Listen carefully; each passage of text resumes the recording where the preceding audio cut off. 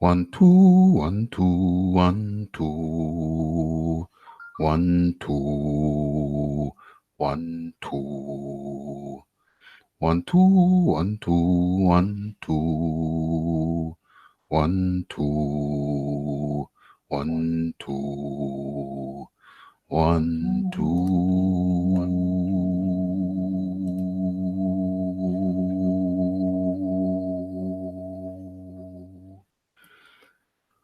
Yeah, yes, yes, yes. Oh,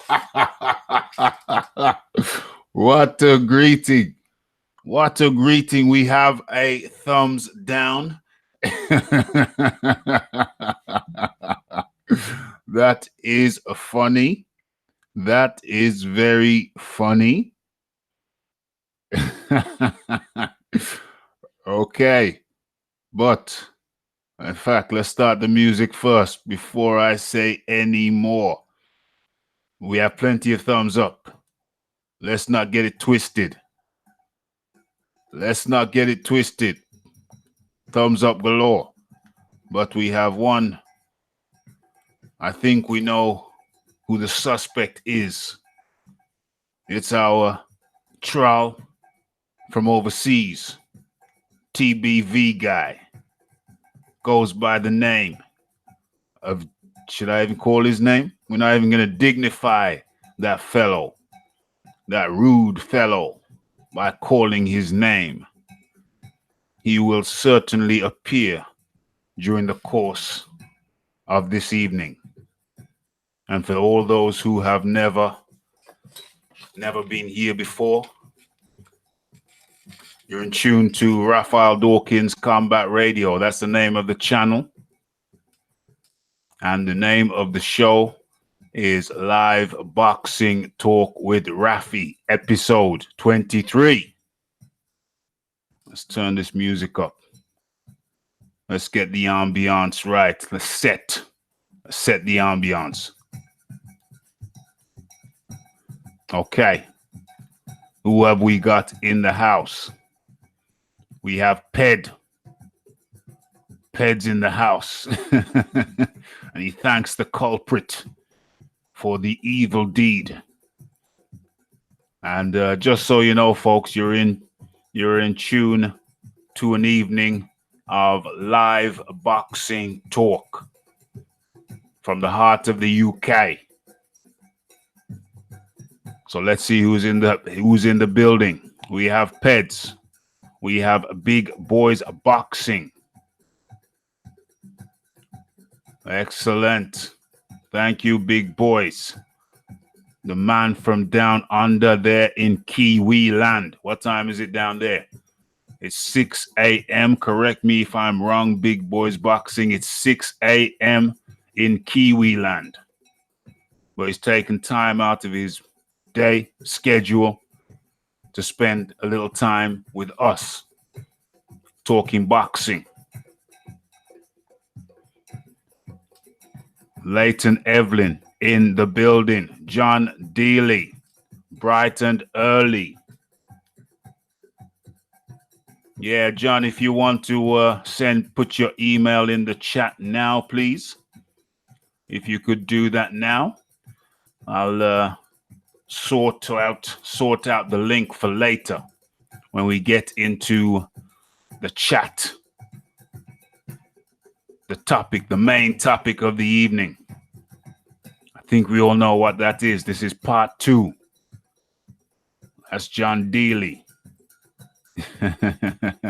It is that time indeed, big boys.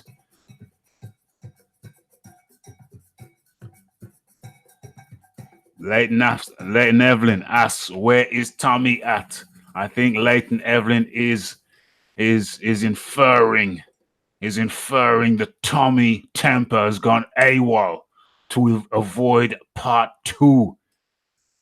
To avoid part 2 of the great debate, the lineal debate. Could that be so? Has TommyTemper done a runner? Last thing I heard he was compiling a dossier. We shall see. Pablo Diablo is in the building. Yes, Pablo. Looks like the TBV troll has left his mark, says Ped. Who said TommyTemper wasn't going to show up? Who inferred TommyTemper would not show up? I think this man here is TommyTemper. That's what the name says. TommyTemper is in the building. Let's go, Lord Vader, he says.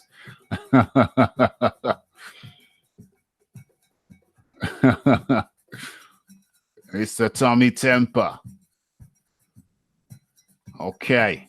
Red gloved militant is in the building.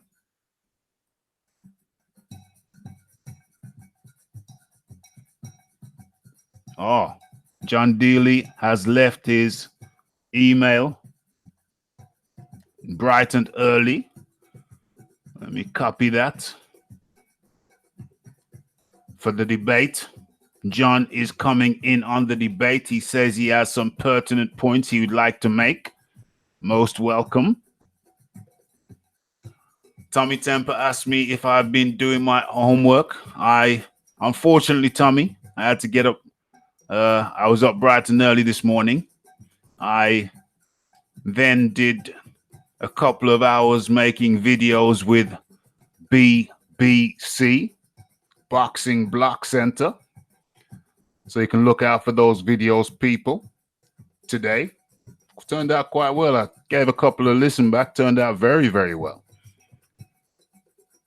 And so I did a little bit of swatting. But to be honest with you, it's just tweaking. I already knew what I already knew. Just a couple of little tweaks, minor tweaks. That's all I had to make a compelling evidence, compelling argument. I'm very happy with my argument. I'm sure you have brought your dossier with you.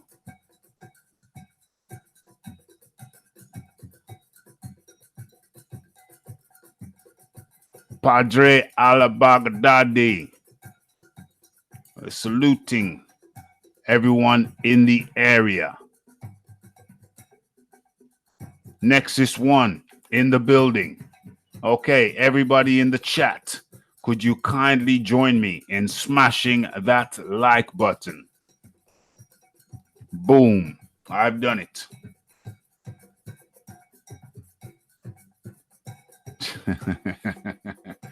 Okay, so as you know, the first thing we do, well, firstly, let me attempt to send an invitation.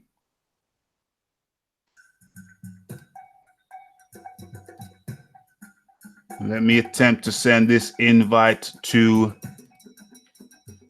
John Dealey, even though we're not at that part yet. Let me just send it through. Attempt to send it through right now. First order of business. New conversation.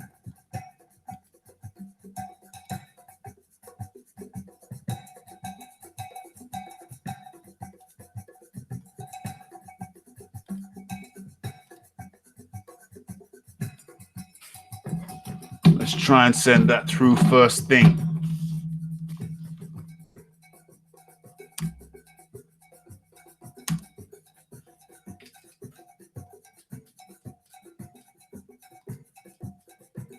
Oops, nope, we don't want that one.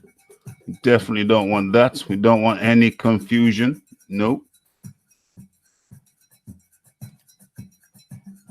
No. Okay, first things first. Let's get our video, as is customary. We choose a video to allow people to warm into the area. So let's do that. Let's find a retro video to allow people to populate.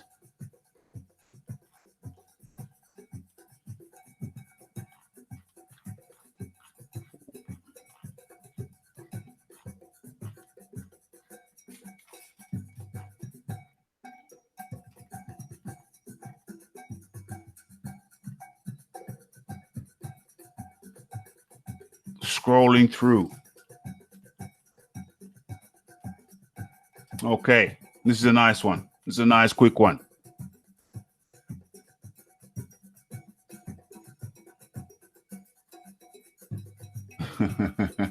Actually, let's pick this one.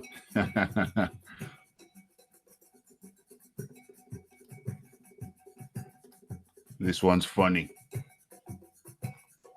Let's get the volume up. Okay. Let us share.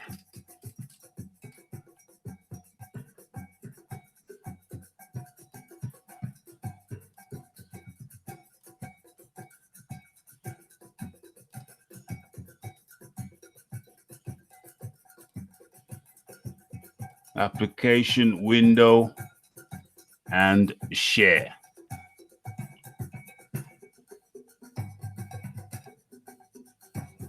Yes, yes, yes. It's Raphael Dawkins, Combat Radio. Like, subscribe, share, and comment. And today, we're looking at Barry Hearn, the father of Eddie Hearn's interview with Coogan Cassius Ramanathan's IFL TV. And Barry goes in hard on the current state of heavyweight boxing. Goes in very hard. And here we look at the section where he speaks of Tyson Fury's position in the heavyweight mix. Right, the danger is, because of this silly amount of money that's around, is that the fight fans are seeing poor fights, because the fighters have got the opportunity to say, well, I'll sign with you, but I've got to have a few easy ones. And that's what's happening.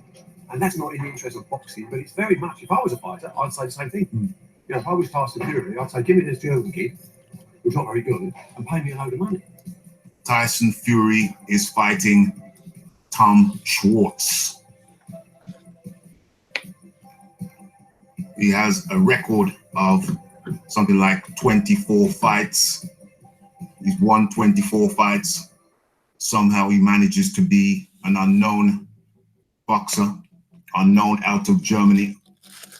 Nobody knows him out of Germany, but he's got a record of 24 bouts. Names like Mario Schmitz, Edgar Cairns, Antti Veruca, Luka Finka, and his last win was Christian Karskik. All unknown names outside of Germany. That's who Tyson Fury is fighting next. He has come under a lot of flack. And Eddie goes on to say, And I can't fault that, but don't tell me in the second breath that you're a fighting man and you want to fight the creme de la creme, because it doesn't ring true. But I think bullshit is something that used to be just promoters, and sometimes it extends to fighters. Woo! Barry goes in hard. Very, very hard. Let's listen to that again. But don't tell me in the second breath that you're a fighting man and you want to fight the creme de la creme, because it doesn't ring true. But I think bullshit is something that used to be just promoters, and sometimes it extends to fighters. Ooh.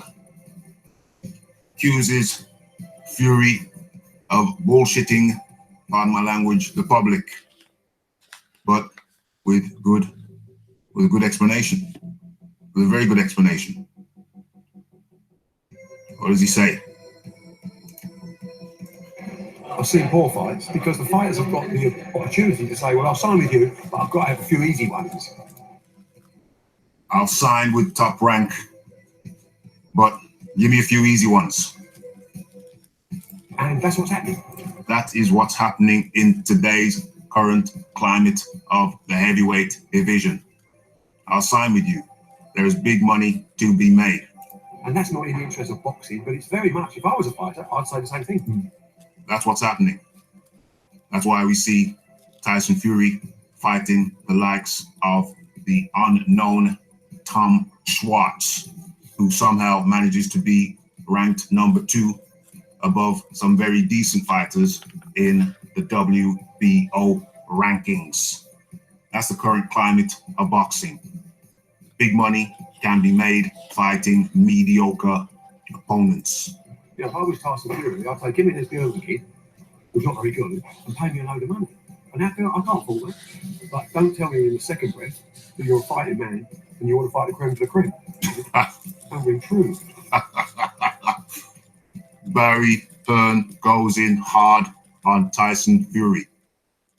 Is he telling the truth? Is he lying? Do you agree or disagree? It's Raphael Dawkins, Combat Radio. Like, subscribe, comment, and share. And I'm out. Yes, yes, yes. Stop sharing. Get back into the proper window. Boom. Get rid of that. Okay. Start the music. Boom. Okay. Okay. We are nicely warmed in. Let's have a look at the numbers. Okay. That's good. So who's joined us since? We've had Feminine Angry Dwarf is in the building.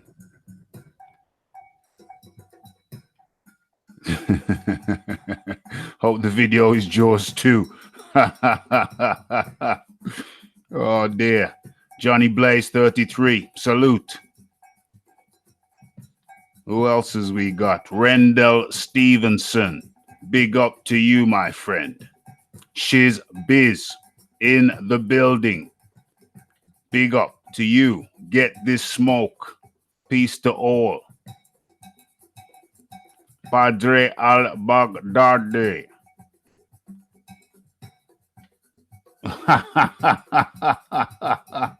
Okay.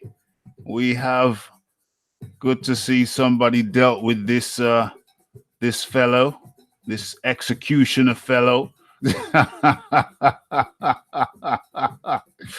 Thank you. Thank you. The moderator in question, well handled. Well handled. Very good indeed. Very good indeed.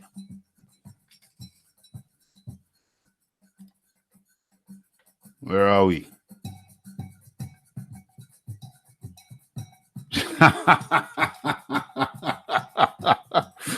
Big Boy Boxing knows what the topic is, knows what we're having for dessert. For anybody who doesn't know, our dessert today, we always call our dessert the last thing on the menu. And the last thing on the menu today will be our debate. Our debate, which will be part 2 of the debate, the concluding part of our debate, which started last week, which will be entitled Lineal. Who is lineal? What is lineal? We'll be having a discussion on Tyson Fury's claim, legitimate claim or otherwise. We'll be aiming to establish whether his claim to lineal champion is legitimate or not. That's our dessert. TommyTemper, one of our whole moderators, has been swatting. He's been swatting hard. What time is it now? Okay, we're 20 minutes in. And so now's the time for us to start the show. Start the show properly with our first topic.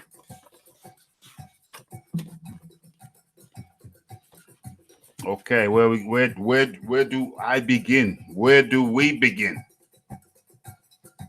Where do I begin? Bong bong bong bong bong bong bong bong bong bong bong bong. Okay. Right.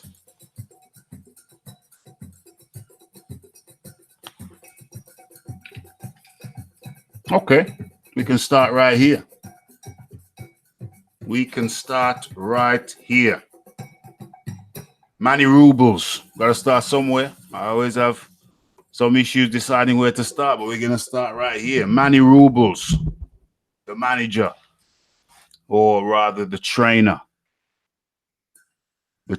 of Andy Ruiz, claims, and I quote, there is he, Anthony Joshua may not be next for Ruiz. That is the claim and the statement of the trainer of Andy Ruiz. Anthony Joshua may not be next.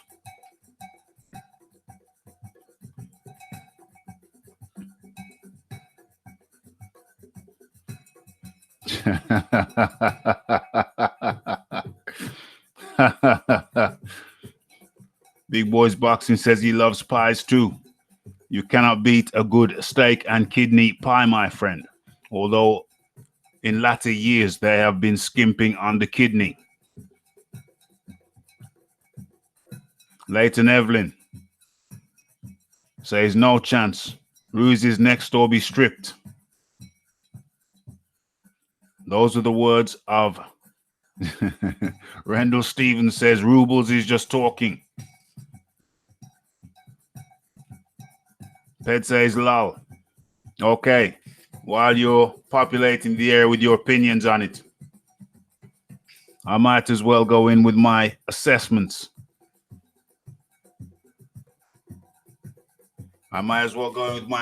Okay, so there's been much talk about the contract. What's in the contract? What's out the contract? What's not in the contract? Okay, so once Andy Ruiz signed the contract for the fight, he would have also, included in that contract, would have been the terms and conditions of the rematch.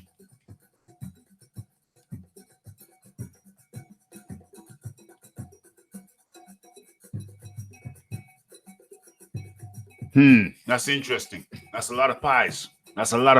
Red Glove Militant. Okay. So as I was saying, when a fighter fights for the championship, i.e. Ruiz, he would have signed a bout agreement. Now, in that bout agreement, which is basically a contract for the fight, you have the terms for the rematch.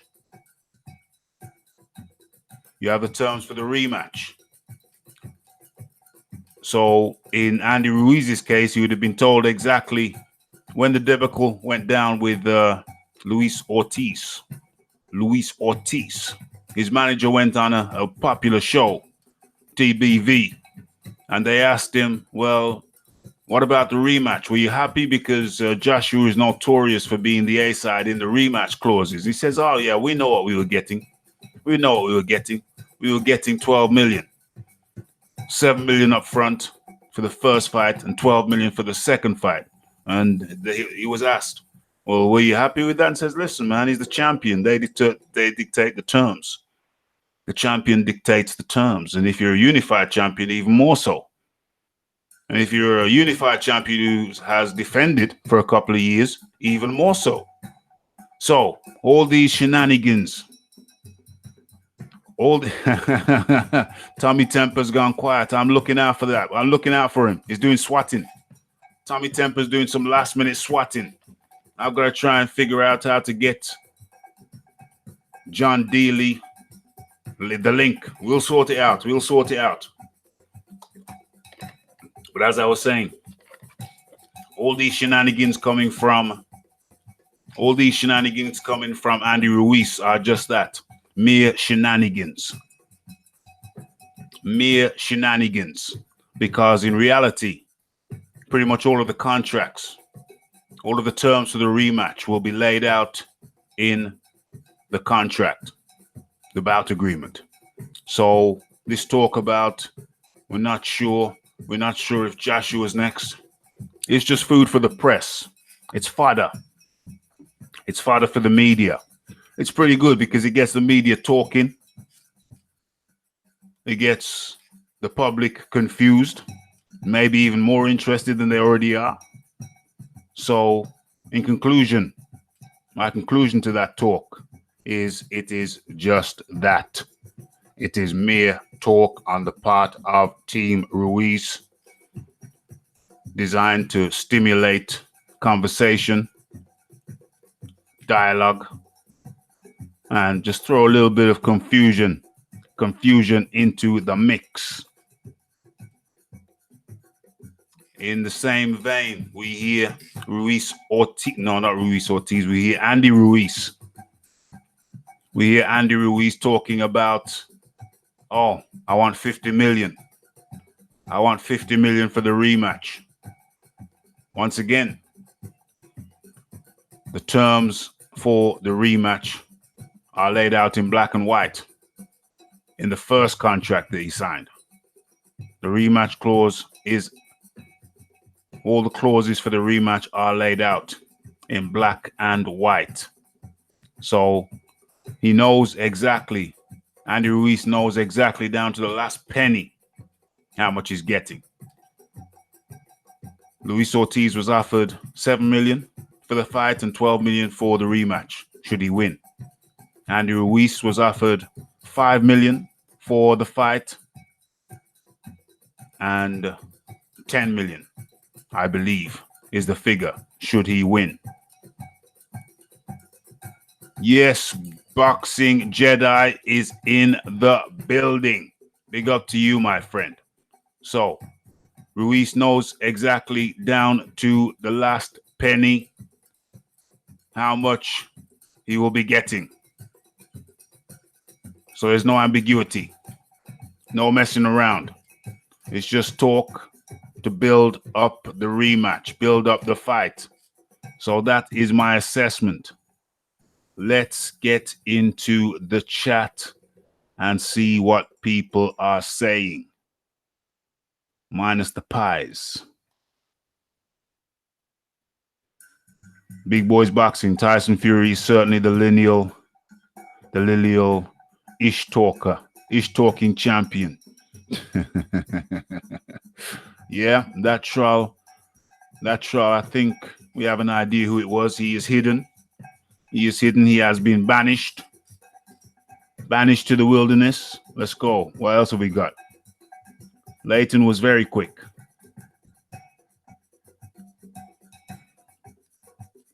Yes, Ped makes a good point. Smash that like button, folks. We have got the first topic done. First topic smashed.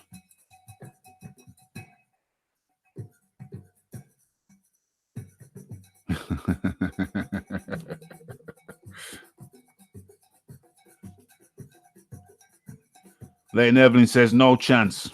Ruiz is next or he'll be stripped. 100. Randall Stevenson says Ruiz is just talking.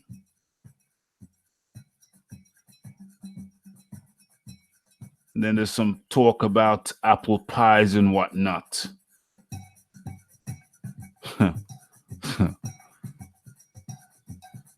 Leighton Evelyn, if Ruiz refuses, he gets stripped. Simple as that.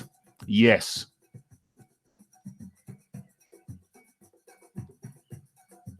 Big Boys Boxing says Ruiz can't demand anything until the rematch. Until that rematch contract that he signed is fulfilled. He can't do anything that isn't in the contract. 100%. So that's like I said before. Back in the day when I was on TBV, I said to be the champ, you have to beat the champ twice. To be the champ, you have to beat the champ twice. Because even now that Ruiz is the champ, he still has to live by the rules and the stipulations put in the contract by the previous belt holder. So I've said it once, I've said it twice, I'll say it again. To be the champ, you have to beat the champ twice. Because then you have your stipulations. Beating the champ once isn't enough. It's not conclusive. You've got to do it twice. And then you call the shots. But until you've fulfilled the terms and conditions laid out in the rematch clauses, you're still dancing to the previous champ's tune.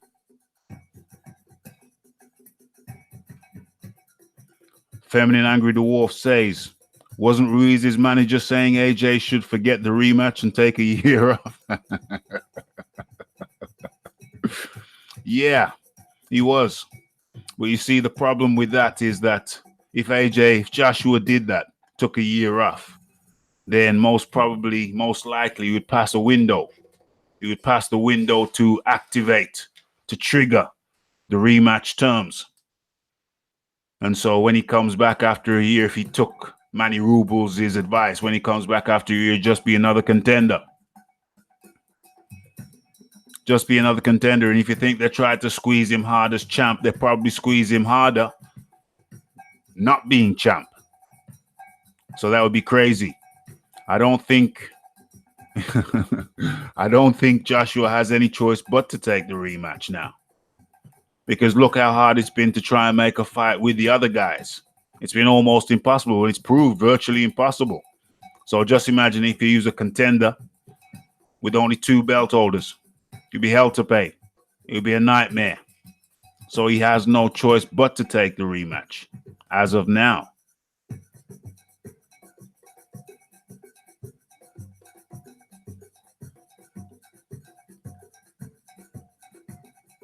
PBC pressure to try and control the belts. Yes, PBC are the belt holders now, effectively, for the time being.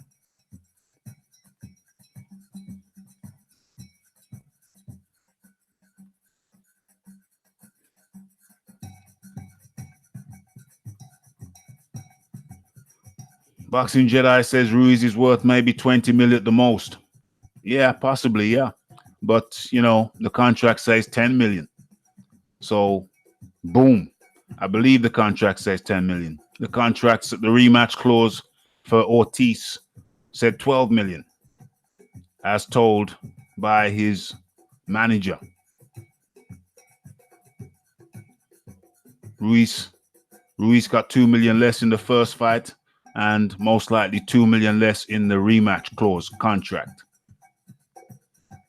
Big Boys Boxing says if Ruiz takes another fight, he will get sued. But the governing bodies can't strip Ruiz until he doesn't do what they say. The contract has nothing to do with the bodies. Interesting. Has there ever been a precedent where a boxer who's won a championship has just said, no, I'm not going to give you the rematch, even though I'm contractually obliged to do so? Is there a precedent? And gone and fought somebody else? Because then, was that Hasim Rahman? Wasn't that Hasim Rahman who wanted to fight somebody else? Because then I would imagine the boxer, his management would say, well, yeah, you've got to abide by this, or we'll take it to court so you can't fight anybody else. We have a contract and you will fulfill the contract. I think that would be the situation there. Feminine Angry Dwarf. It's simple. He's tied to the contract. He's a champ and wants to talk like one. But he knows he will be told where to be and when to be there. Lane Evelyn, Ruiz is cheeky as ish. You only just realized why White never accepted the fight. PC Jacob in the building. Al Heyman tried to get in Ruiz's ear and turn him into another PBC businessman. Only on a voluntary, says John Dealey. He just got a Snickers endorsement, so he shouldn't be. Yeah. Did he really get a Snickers endorsement? Is that true? I think Dan's dictating. It's in America. Yeah, I think Dan's wanted to be in America, clearly. That's where Dan's aren't in England, they're in America. That's clearly where they're going to want it to be. It's a shame for the English fans if that works out that way, because we would like to, those of us who are supporters would certainly like to be at that match. That will be a historic event. That rematch will be historic, and I, for one, would certainly like to be there in England, or the UK, Wembley Arena, the Principality Stadium, somewhere like that. It would be nice to have that fight in the UK.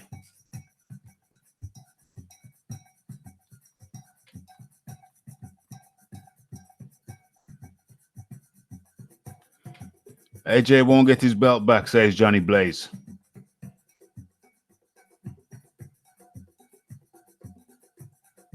If he takes any time out. Rematch has been triggered. Ruiz has to fight him within the terms of the rematch clauses. 100% John Dealey. Yeah. Joshua needs a whole Ruiz camp. 100%. That's on Boxing Jedi.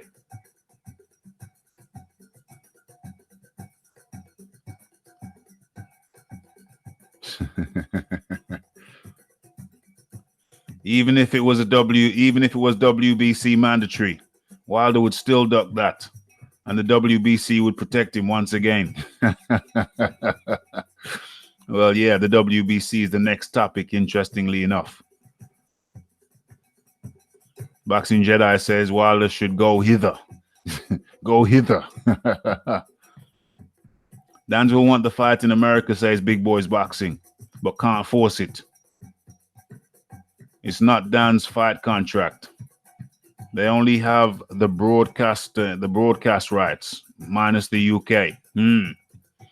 I would really love to see that fight in the UK. I think we UK fans, we deserve it. The Americans have had their chance to see him in America. It'd be nice to see him in the UK. What a hell of a fight. What an atmosphere. Everybody would be on tender hooks. Imagine the atmosphere in Wembley Arena or the Principality Stadium. Imagine the atmosphere. Because nobody knows what's going to happen. Nobody knows.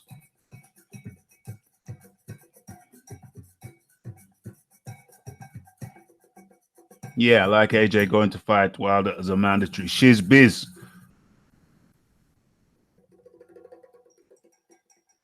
The WBC to favor Ruiz over Wilder. How do you reckon that, Shiz biz?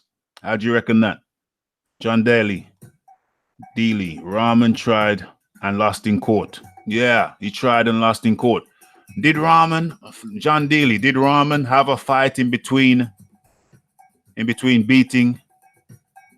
beating Lennox Lewis and rematching him? TommyTemper's back. TommyTemper is back with his dossier, with his suitcase. TommyTemper is back with his briefcase, with the dossier, containing the dossier. Lewis and Rahman went to court, absolutely. Well, yeah. Lewis took Rahman to court, yeah.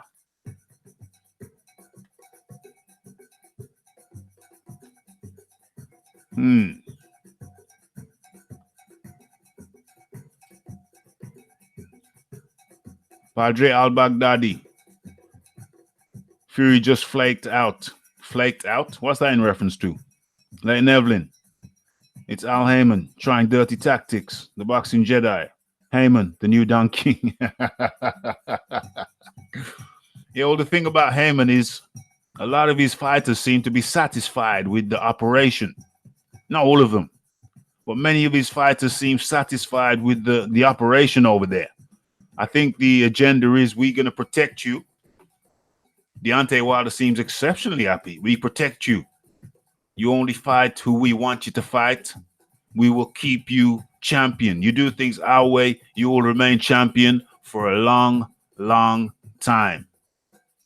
That's the Al Heyman way, it seems. Seems to me. Seems a lot of his fighters are happy. Strangely, interestingly.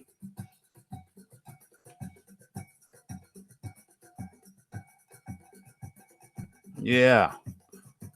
But with Don King, all of his fighters left disgruntled, extremely disgruntled. Some wanted to kill him. But with Al Heyman, it's interesting. A lot of his fighters seem cool in the gang. They're cool with it. Well, look who's here. Look who's here. And at the same time, we see something in the lower column here. I don't know. He's losing his appeal. He's not so funny anymore. JMJ's going around to multiple boxing channels and just trolling. Before, he would have a witty comment here or there. But now, I don't know. I don't know. Lost its luster, JMJ. You don't seem so funny anymore, my friend. Yeah, he was over BFTB last night doing the trolling thing. You just seem to have turned into just a pure troll now. Before, you disguised it with a bit of humor. But now, nah. I don't know, man. We'll leave him, though. Let him breathe. Let him breathe. But it doesn't seem funny anymore. It doesn't seem so funny anymore. You've lost your luster, my friend. But anyway, let him breathe. Let him breathe. Let him breathe. Maybe he can recapture some kind of character and personality. Maybe he can recapture something. But right about now, nah.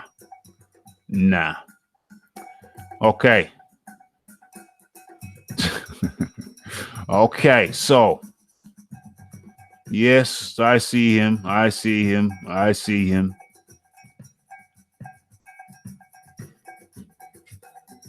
Uh-oh. That was a hardcore statement. That was a hardcore statement.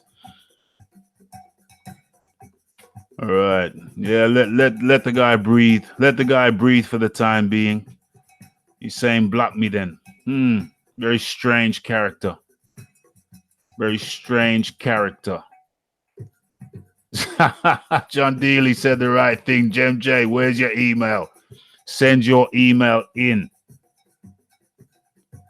Oh, look at this fool here. We need to definitely remove that. We're not having any schoolboy foolishness. Little schoolboy foolishness there.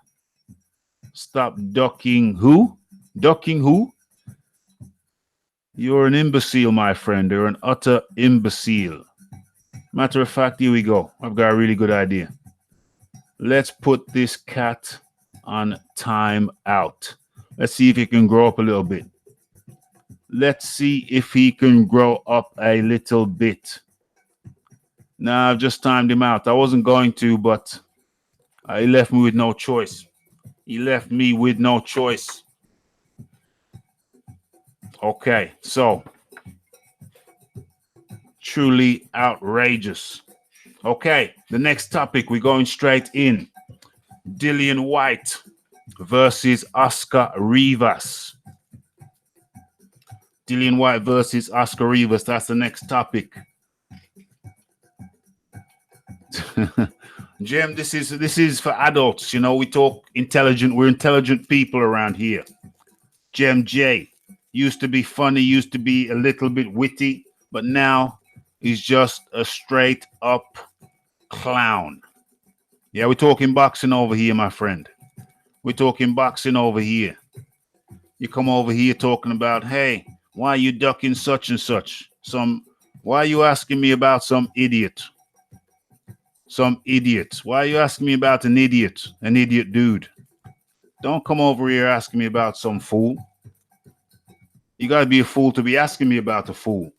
Yeah? Your time is limited, my friend. I've been very patient with you, hoping that you would come and actually talk boxing.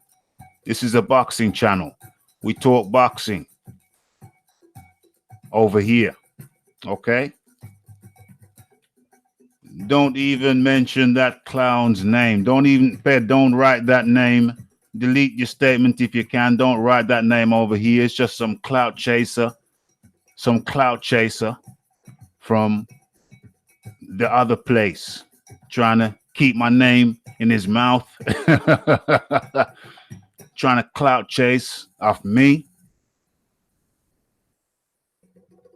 Trying to clout chase off me? No, I won't even dignify. I wouldn't even bless that guy by mentioning his name. Wouldn't even bless him. Yeah. So Jem J, if you come over here mentioning any clown names, my friend, I will have to deal with you, my friend. I've given you every chance. But we talk boxing over here. It's a boxing channel. Okay? So don't be calling any stupid names. Right. So let's get into it. Dillian White versus Oscar Rivas.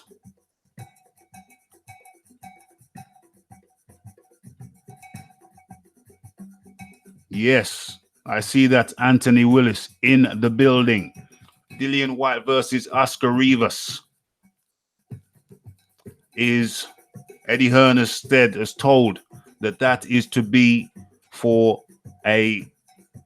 it is to be a final eliminator. Well, no, yeah, if it will be the final eliminator for Dillian White if he wins. So if Dillian White beats Oscar Rivas, he will be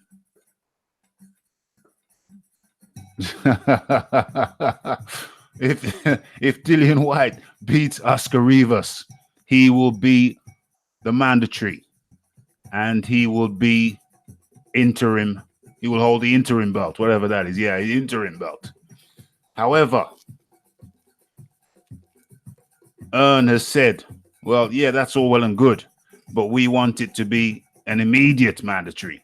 So if Dillian White beats Rivas, we want him to get an immediate shot.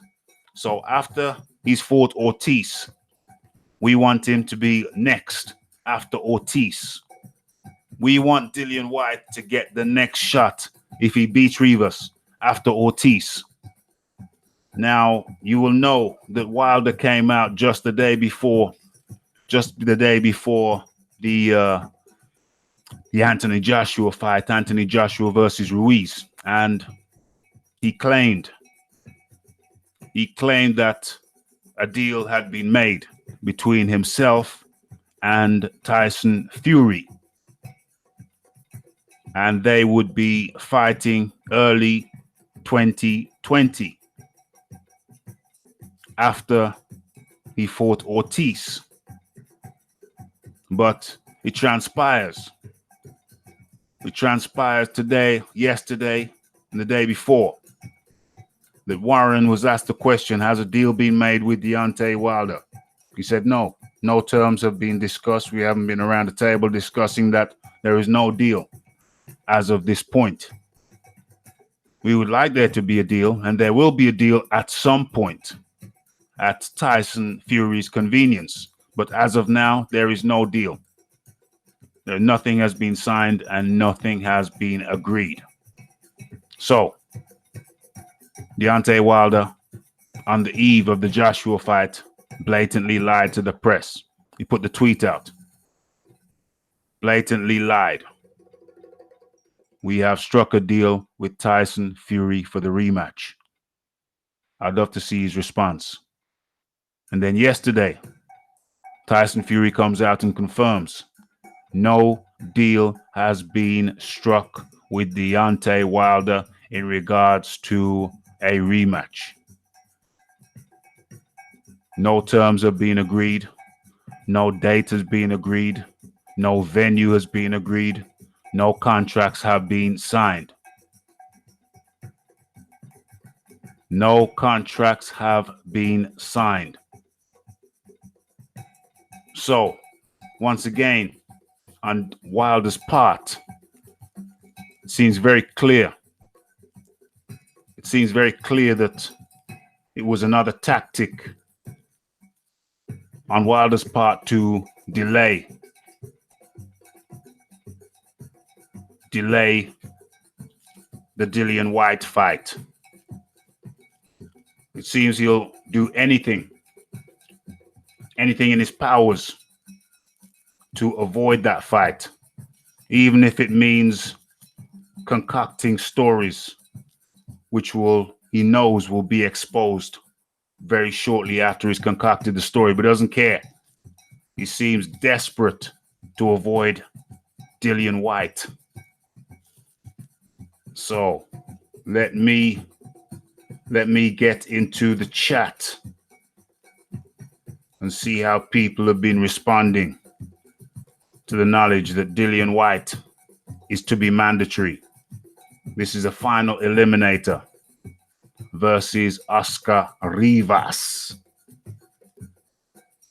Let's see what the responses are. Let's see what the chat has to say. Okay, let's scroll back. Yeah. The numbers aren't tallying, guys. You need to smack that like button. Please. You don't have to. It's optional, but I would like you to. Okay, let's go back into the chat. Let's see what people are saying.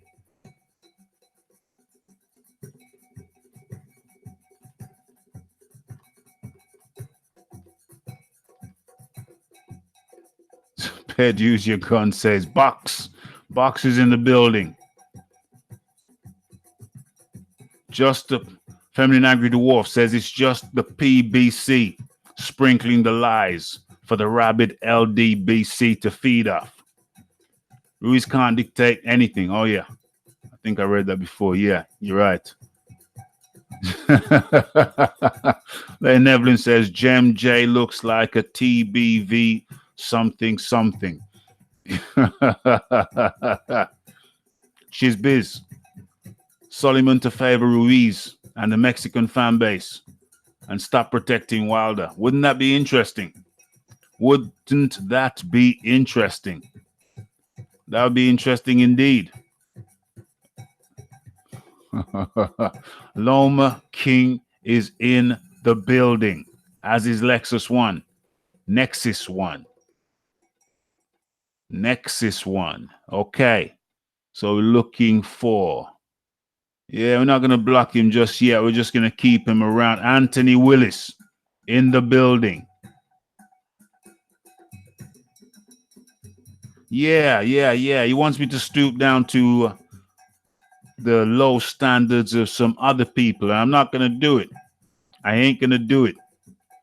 Yeah, John Dealey said it right.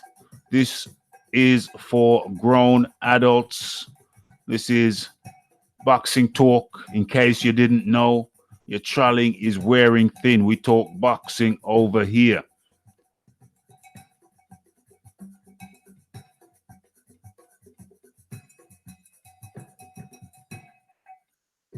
Yeah, could be a banana skin, says Leighton Evelyn, in reference to White versus Rivas. Yeah, we have to remember, there's an interesting connection here because it was Rivas. I believe it was Rivas who stopped Ruiz from getting to the Olympics. They were in some kind of eliminator. Correct me if I'm wrong. They're in some kind of eliminator. And Rivas beat Ruiz to get through to the Olympics. So isn't that interesting? On the one hand, we have Ruiz who just beat Joshua. And on the other hand, you have Rivas who beat Ruiz and stopped him getting into the Olympics while Rivas went on to the Olympics. Isn't that interesting? Perseverance, my friends. So it could definitely be a banana skin. Rivas is unbeaten. I think was his last fight not against Jennings. Was it Jennings? We knocked him out in the 11th or the 12th. Rivas is no joke. Could definitely be a banana skin. Box says potential banana skin for White. But White is focused. White is very focused. I am confident that White is super focused. Especially, listen, everybody's got to be focused after what happened on June the 1st. Everybody's got to be focused after what happened on June the 1st. That shook everybody. That shook everybody. John Dealey, Oscar Rivas is a good fighter. Absolutely, 100%.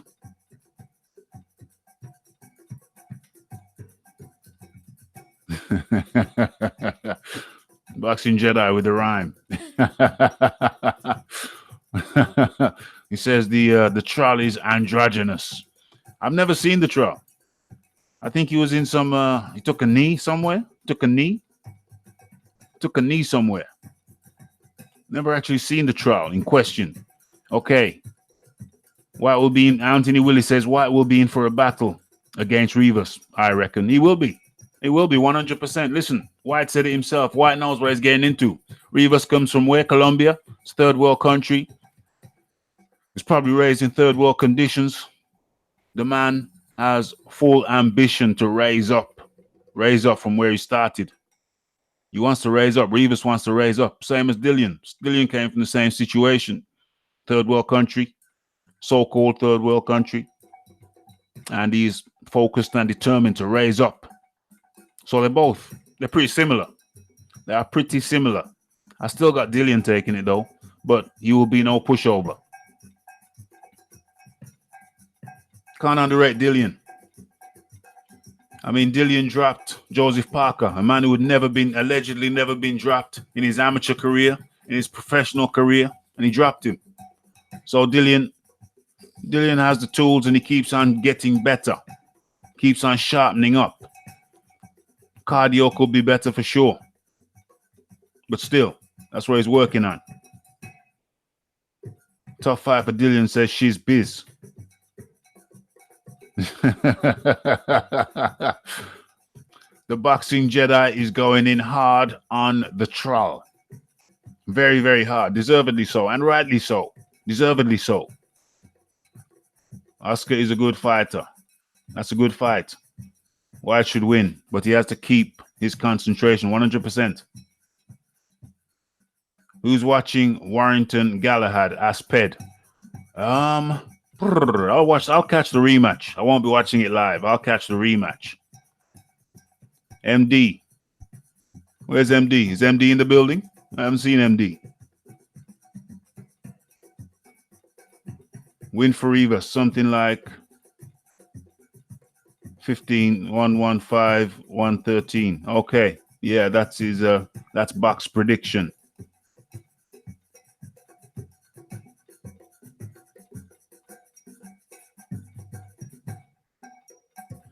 Box says, I think Galahad could cause an upset. Warrington is the favorite for sure.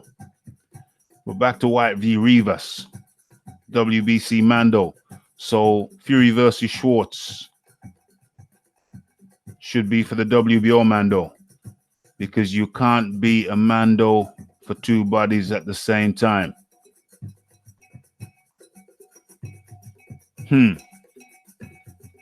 So, yeah, okay.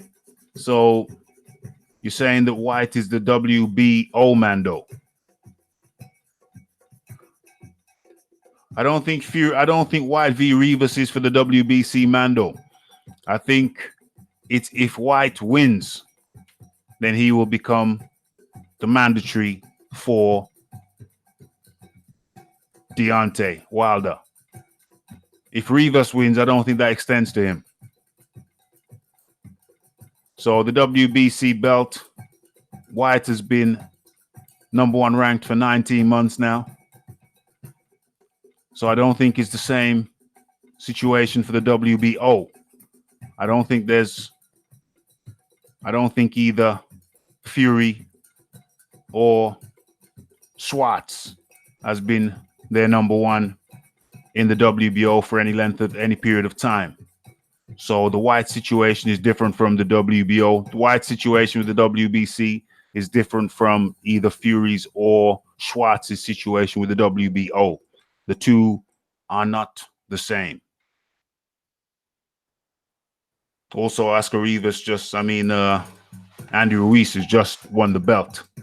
So it'd be very peculiar if anything was called, if some Mando was immediately called with a new champion in situ.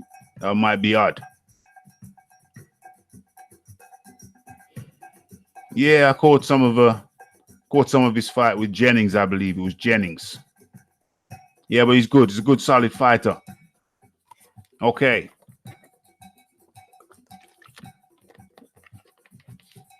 I believe White's going to take care of him. I do believe White is going to take care of him. Boxing Jedi said White is going to dog walk that dude.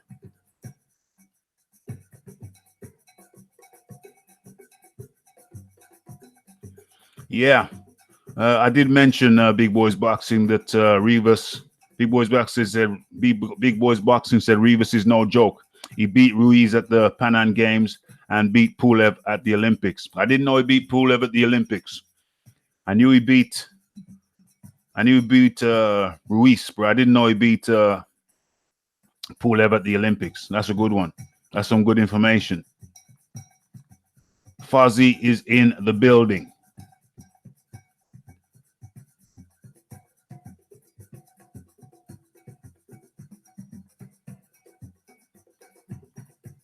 E3 is in the building.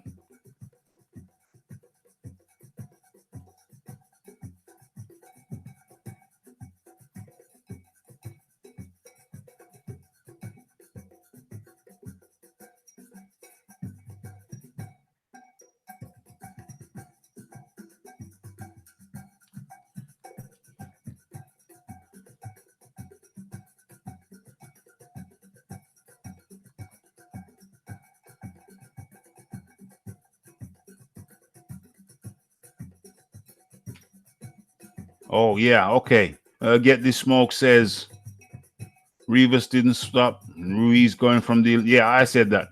It was the Pan Am Games.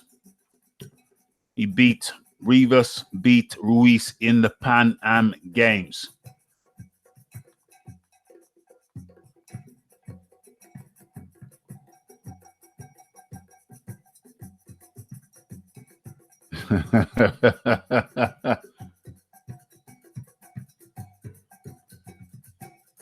Okay.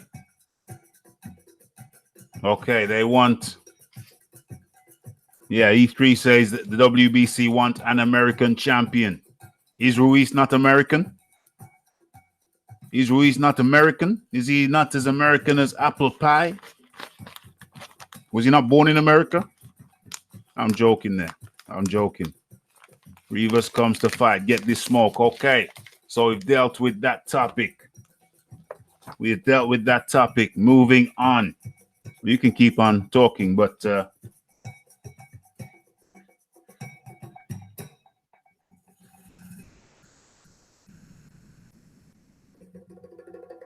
okay, so John Dealey says the Pan Am Games is an Olympic qualification contest. Yes, that is correct. But I didn't want to go back and forth too much with Get This Smoke. But yes, you are indeed correct. So even though they don't come from the same countries, it's still a qualifying games. And as a result of Rivas beating Ruiz, that knocked him out of going to the Olympics. That is my understanding of the situation.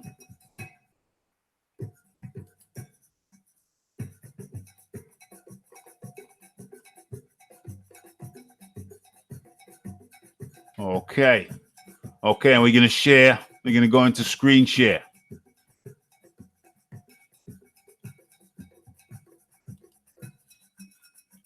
Application window. Boom.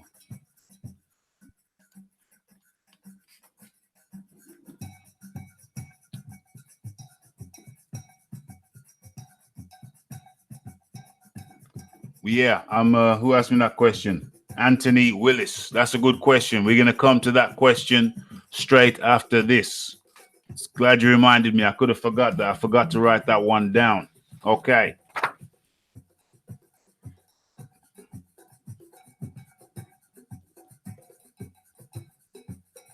Okay, so what does this say? Lucky man.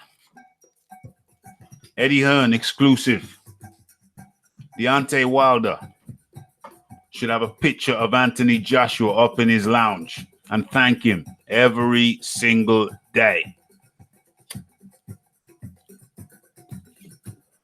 The boxing promoter joined the sports bar to respond to the American boxer's criticism of his handling of Joshua and revealed how the beaten Brit is feeling after losing his IBF, WBA, and WBO titles.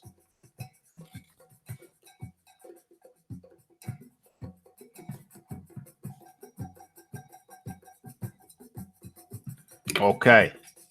Eddie Hearn slammed Deontay Wilder and told the American he should thank his lucky stars to have Anthony Joshua in the heavyweight division. In the wake of Joshua's shock defeat to Andy Ruiz on Saturday night, Wilder launched a blistering attack on Hearn's handling of the Brit in an exclusive interview with Sky or with Talk Sport.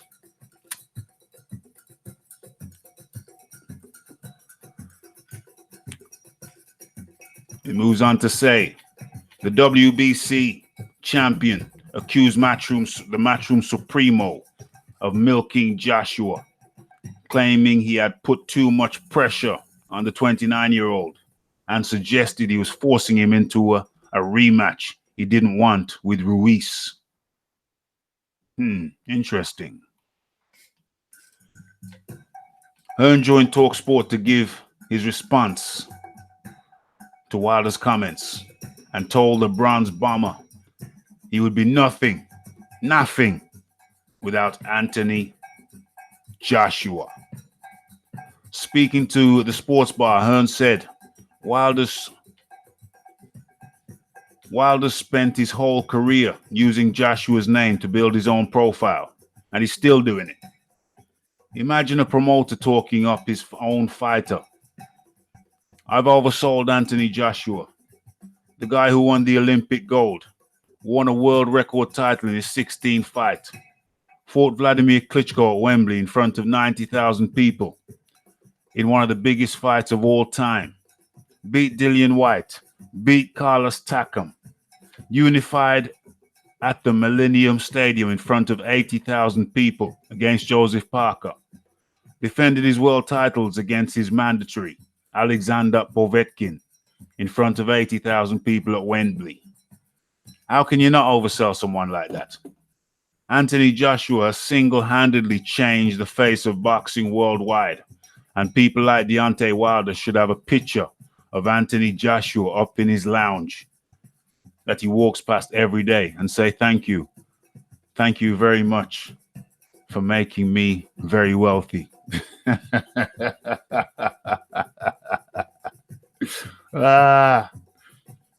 Everybody has benefited from what AJ has done in this sport. I'm talking about fighters. I'm talking about promoters. I'm talking about the media. I'm talking about Talk Sport, because all of these people have now got involved in a sport that has risen from the ashes, partly because of Matchroom, but mainly because of Anthony Joshua.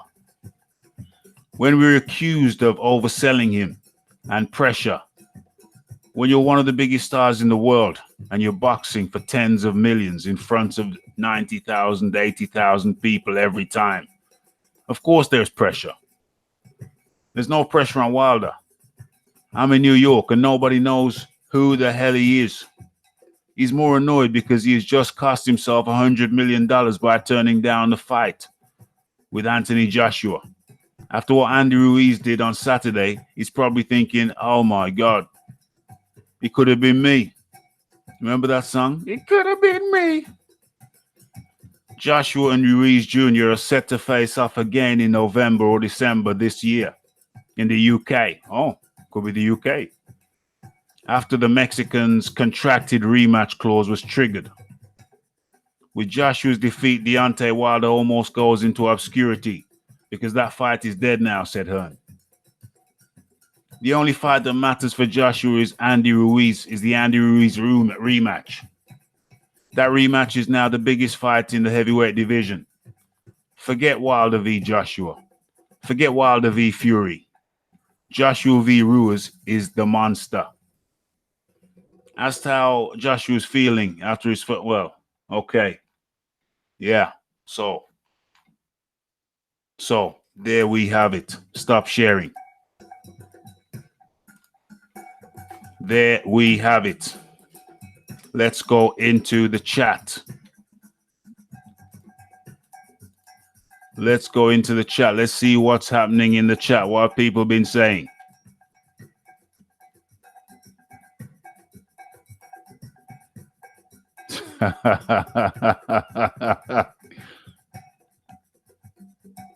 Okay. Boxing Jedi. Weeping Wilder.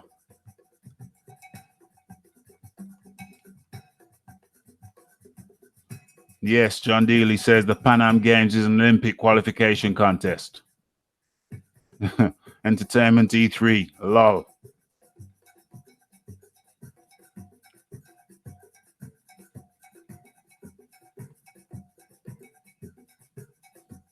Yeah, Anthony Willis, I'm going to come to that in a second, my friend. Smack that like button, folks. Smack that like button.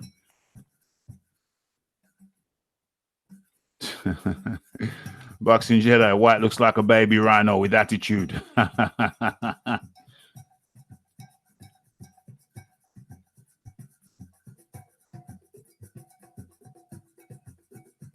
Yeah, Big Boys Boxing says, yeah, I've just researched it. And Ruiz didn't go to the Olympics. That's right, he didn't. He was at the Pan Am Games, Pan Am Olympic qualifiers. Yeah. The Pan Am Olympic qualifiers. And that's where he got knocked out. Not physically knocked out, but then knocked out of the Olympic running by Rivas, Oscar Rivas. Yeah, that's right. That's my understanding. Joshua is ahead of Wilder in the Forbes. Oh, I would imagine so. Number 20. Wilder just broke into the top 100. Yeah, I would definitely imagine so.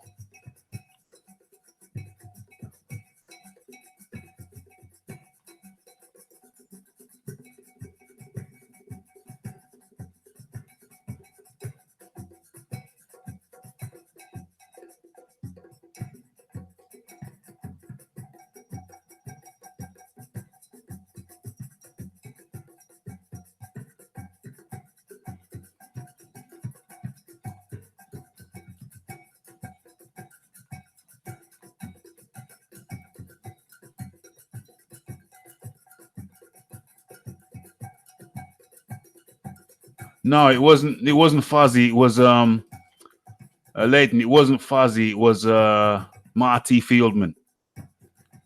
Leighton Evelyn, it was Marty Fieldman. Marty Fieldman. I haven't seen him since. Not Fuzzy. Fuzzy's cool in the gang. Fuzzy's cool like Fonzie. Johnny Blaze. Ali's trying to use the back door to get Wilder all the belts. Yeah. He certainly is. Fuzzy says the WBC are scared to death of Wilder beating Bomb Squad and bringing that belt to the UK. That's why they don't want to make the fight. Well, it's fascinating. It's fascinating to me because if White gets past Rivas, which I expect him to do, I hope him to do, then Eddie Hearn is saying he wants the immediate rematch because he knows that Wilder and Cole, Heyman, Finkel, they're going to try and frustrate Dillian White even more and keep him waiting for as long as they possibly can. 2 years. That's their aim, to keep him waiting for a further 2 years. They want to make him mandatory and then probably keep him waiting for another 2 years. So he gets frustrated and go elsewhere. So Eddie Hearn, quite rightly so, was saying, listen, we've been waiting for 19 months now. We get this mandatory, which you've offered. The WBC offered the mandatory. This becomes a final eliminator. We want to be immediate mandatory. We want that immediately.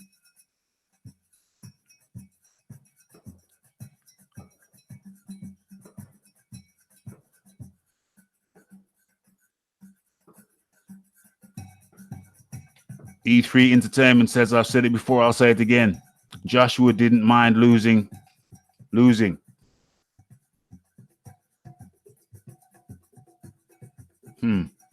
That's an interesting thought. Where is he? Where is that? Where is the dude? Where is the troll? Is he trolling?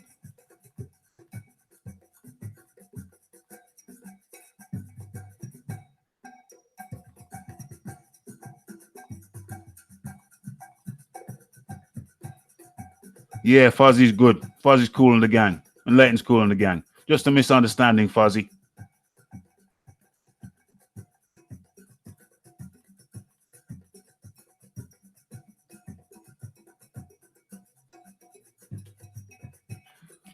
Jordan Baker says it's funny how much y'all Eddie riders hate Wilder so much. Because y'all know he would put all your slow UK fighters in hospital. Well, if that's the case, well, first of all, no one's riding anyone's doodah. Yeah? Eddie Hearn has been instrumental, has been a key player in the resurgence of boxing. Not just in the UK, but he's also stimulated action over in the USA. Yeah, so you can hate Eddie as much as you like, but where's Al? Al's behind closed doors. Al's hidden. Al's keeping his fighters hidden. Al's keeping his champions in-house. Yeah? Eddie Hearns, like him or loathe him, he's blown this thing up. He's blown this thing up. He's revitalized the game. So why you want to hate? You don't have to ride him, but you don't have to hate him either. But you can do whatever you want. But we read an article about the man. So your hatred is off the scale. Off the scale, Jordan Baker. If you can't read an article, a witty article with some witty statements in it, if that upsets you, then you really need to take the plank out of your own eye before you look for the speck of the dust in someone else's eye. That would be something that you might want to consider, my good friend. Consider that.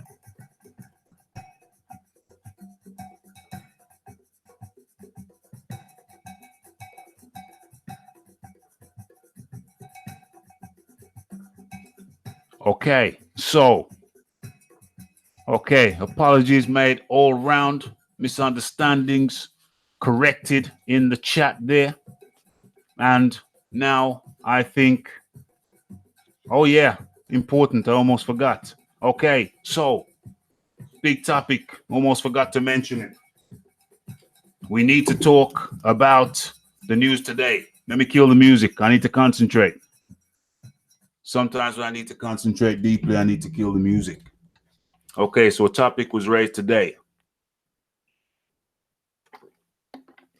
by Counterpunch Boxing. He made a video stating that Anthony Joshua had left his trainer. I was a bit surprised because I spent the morning making videos with Boxing Block Center. And I know the Boxing Block Center stays up to date on these things. And he didn't mention anything of that nature.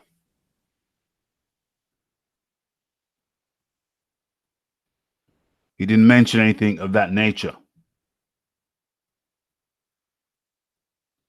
So I thought, what the hell's going on? So I had a look at the video that I was directed to. Where's TommyTemper? TommyTemper still. Where is TommyTemper? So watch the video, listen to it all the way through, 8 minutes. Couldn't see any source. I wanted a link. Yes, John Daly, I had to tell that guy to relax.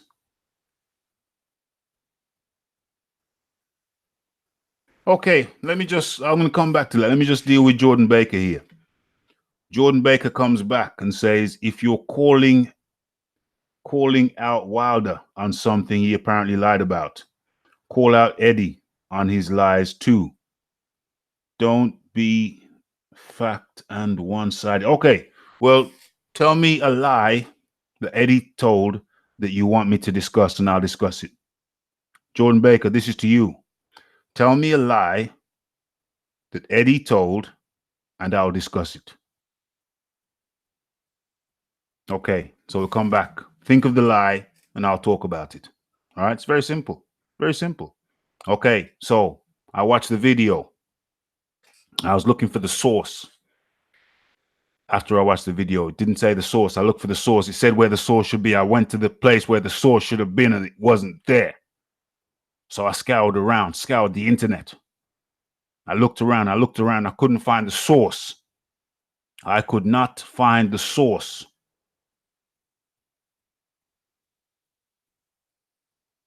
Yeah, I couldn't find it. I looked in the Express, John Daly. I looked in the Express. I couldn't find it. I looked I looked in the Express and I couldn't find it. What I did find was an older article from earlier in the month. Earlier in the month, there was an article, but it was early. It wasn't today. So I did my response video. Hold on, where are we? Oh, here it is. Critic response. Let me share that. So I found this article, which I shall share with you. Application window. Boom. Is that it? Yeah, that's the one. And share. So I found this article, but this was from earlier in the month, the beginning of the month. So I thought, well, is this the article? Is this the article? Cryptic. Anthony Joshua's manager post pick cryptic response to Rob McCracken sack rumors. So I saw the article and I thought, is that the article he's referring to? That's an old article. So I did my response video. My response video basically says breaking news, ? And I question whether Joshua is really separated from his manager, from his trainer. And if so, if he has, I cannot find the article. However, I laid out the pros and the cons. I laid out the reasons why he, in my opinion, should be looking for a new trainer. The pros of that and the cons of that. The pros of leaving his current trainer and the pros of staying with his current trainer. So you asked for my opinion. I forgot who asked the question. You asked for my opinion. Should he leave? No. Is it true that he's leaving? No. I don't believe there's sufficient evidence to say that he is leaving Rob McCracken. There is more evidence to suggest that he's staying with McCracken than there is to suggest that he's leaving Rob McCracken. So I believe he's staying. In my opinion, should he stay or should he go? In my opinion, a fighter, as they progress through their amateur career, turn to pro, through their early pro career, through their mid pro career, towards the peak of their pro career, they should have a trainer who benefits them, who can fill in their weaknesses, strengthen their weaknesses, and work on their strengths as well as their weaknesses. So make their strengths stronger and fill in the weaknesses, block up the weaknesses, correct the weaknesses. I don't see that happening at a suitable rate under the tutelage of Rob McCracken. That doesn't mean that Rob McCracken isn't a very decent trainer. He took Carl Froch to the championship level. Carl Froch became a world champion under the tutelage of Rob McCracken. However, I do believe that there are flaws in Joshua's game that needs to be addressed. And Rob McCracken has had him through his whole career. And there are certain flaws we still need to be addressed. The clinch game needs to be addressed. Fighting shorter fighters. His problems with that needs to be addressed. Those are the two glaring areas that need to be addressed. And Rod McCracken has had him all this time, and has not dealt with those issues. So I say to you, it's time for Joshua to make some amendments to his team. He needs to phase in some new head trainer, in my opinion. There's no doubt in my mind that that needs to happen. Okay. Let me have a look at this guy here. Oh my gosh, that's an easy one. Yeah, okay. So Jordan Baker comes with the lie that he said Eddie told. And the lie is as follows. Eddie said there is no venue open for Wilder versus Joshua. But then Joshua v. Povetkin, the venue opened up. Was that a lie?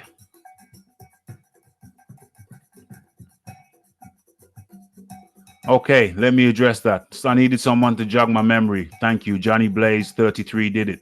Okay. Over in America, you had a PPV on that particular date in that particular month.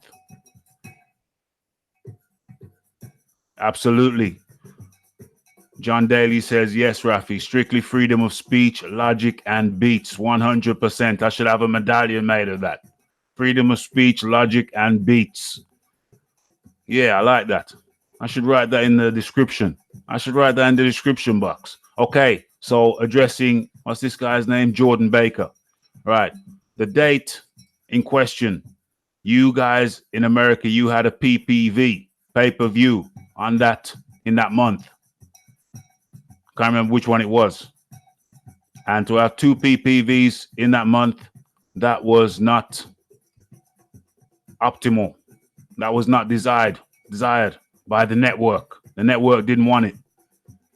So that's the reason why that particular date, was it October? That particular date was unsuitable for your American network provider.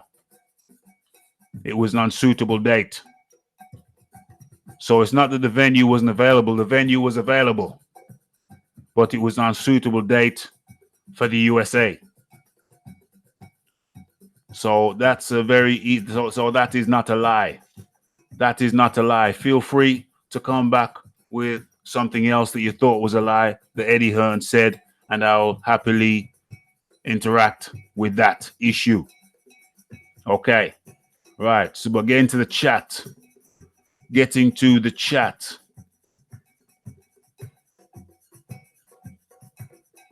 Yes, the article from McCracken is in the Express. Yeah, couldn't find it, my friend. Couldn't find it. I read the article. I will see if I can find it. Cool and the gang. John Dealey. Much appreciated.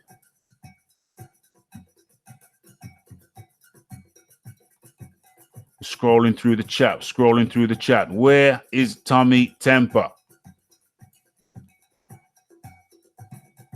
Where is TommyTemper? You know the debate's coming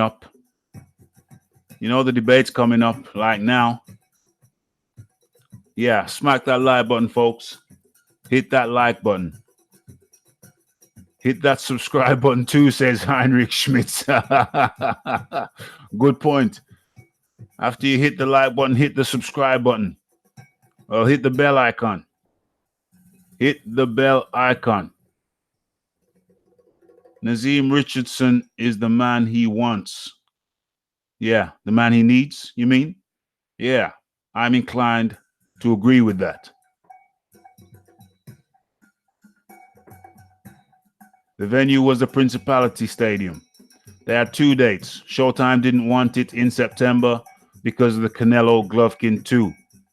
September was when the Wembley dates were available. Ah, thank you. Thank you, John Dealey. Anthony Willis. If news is too hard to find, then it's probably fake. Indeed. It was monstrous stuff.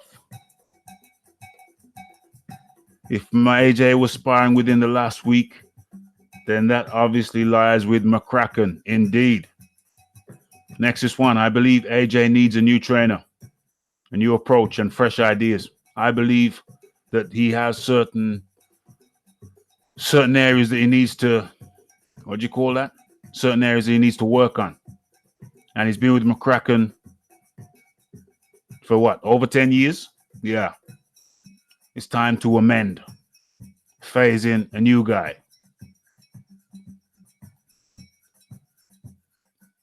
I don't know if Ben Davidson is a traveler. I'm not sure. I'm not sure Heinrich Schmitz.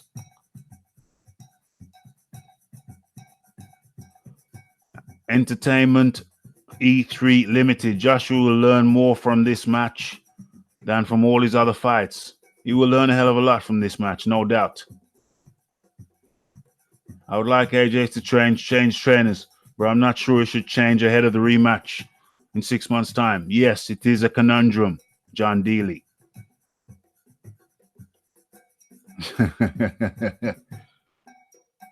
Canelo Golovkin 2. Yeah. That was the fight that was happening, right? That was the fight that was happening. The debate. Well, TommyTemper's back. TommyTemper is back. Speak of him, and he will appear. Boxing July say, who's debating? It's TommyTemper and I. We're trying to tease out, and John Dealey. If I can get him, send him the link. We're trying to tease out. There's always this talk about lineal. Always talk about lineal. Some people say, yeah, Fury's the lineal. Yeah. Where's the delay? Fury's the lineal. And there's other people like me saying, nah, can't be.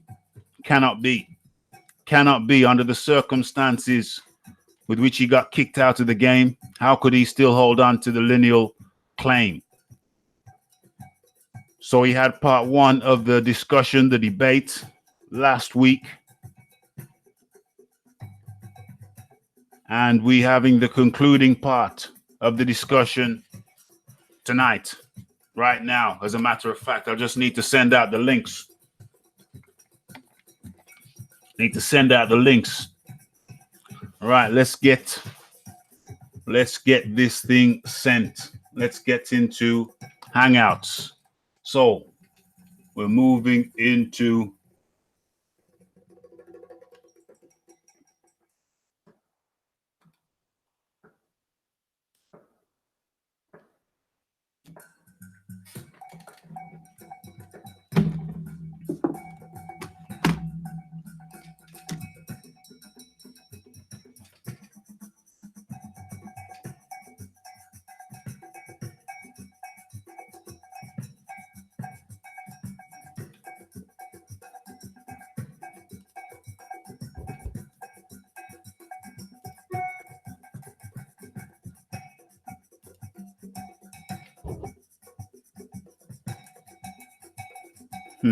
that's not what I need to do. That's not what I need to do. Let's try and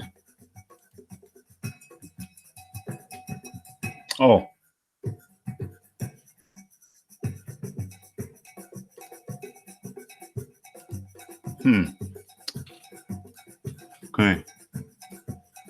Let's get TommyTemper in. Boom. TommyTemper at gmail.com. Add names. Invite.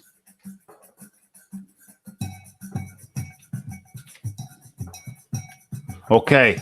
So the invite has been sent for the concluding part 2 of the great debate to establish the linearship. The lineal.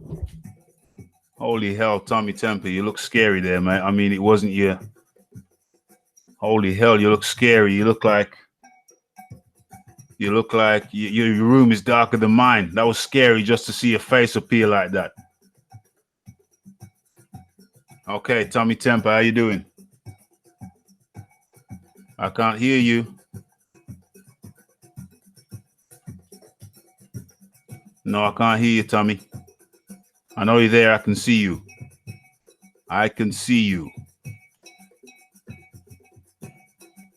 I can see you. I can see you talking. I can see you talking, but I can't hear you at all.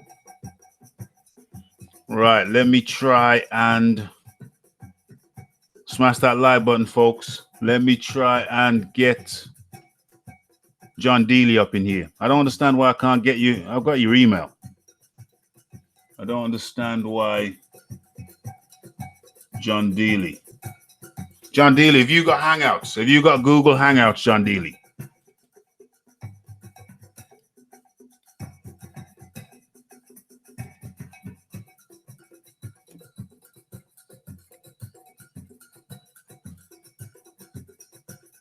Do you, John Deely, do you have Google Hangouts?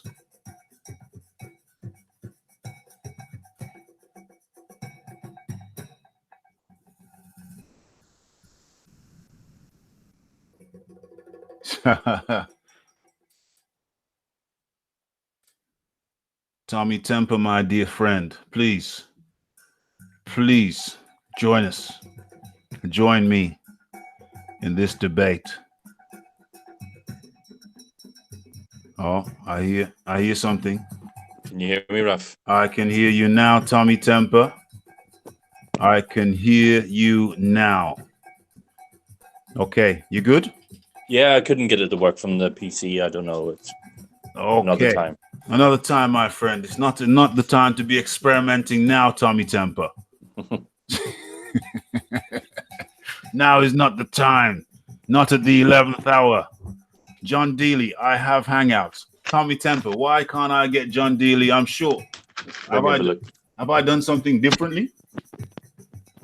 There's his email right there.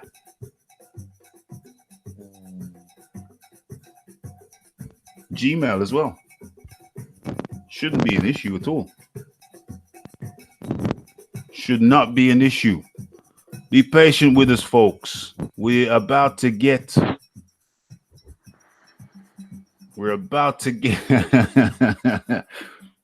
Is Jordan Baker still yapping? What's Jordan Baker saying? Howard Wilder saying him and Fury have a fight have anything to do with Dillian? If they do or they don't have a fight, and Eddie claims Dillian is mandatory, the sanctioning body will know. Well, if Fury, I'll answer that question for you now, Jordan Baker. Even though Boxing Jedi is right, you died some time ago, but you died with the last question. Well, I'll answer this one as well.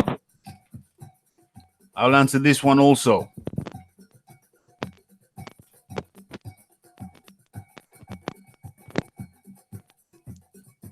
Unknown has turned on using a link. No, I can just see you, Tommy. I can just see you. Can't see John. Can't see John Daly. John Deely.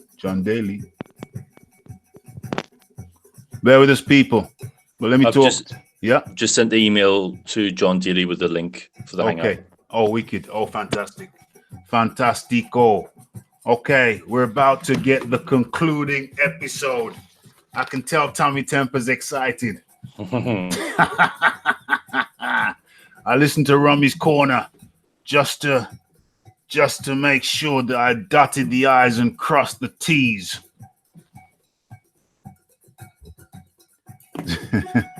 Whoa, I hear something. What was that? I hear something.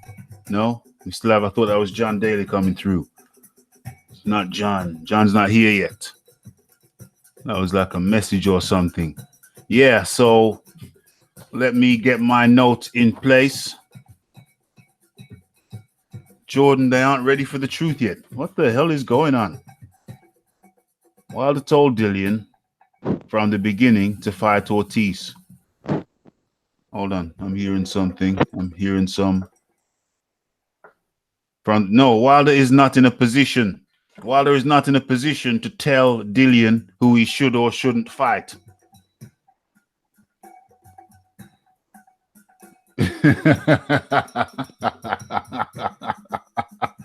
Leighton Evelyn dealt with that one.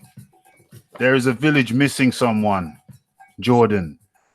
There is a village missing someone, Jordan. Waiting on you, John Daly. Waiting on you. Come on through, John. Did he get the email? Did he get the email? That's the question. Did you get the email, John? Did you get the email, John Daly?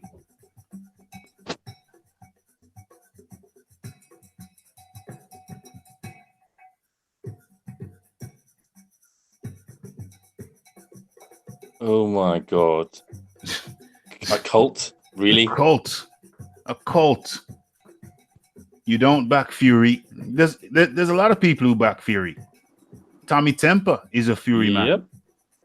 There's plenty of people here who back Fury. There's plenty of people on Raphael Dawkins Combat Radio who were big Fury fans. And TommyTemper is one of them right there. That's right. Everybody can't like every fighter. Everybody's not going to be a fan of it. I mean, if it comes to Fury versus Wilder, I prefer Fury. I become a Fury fan then.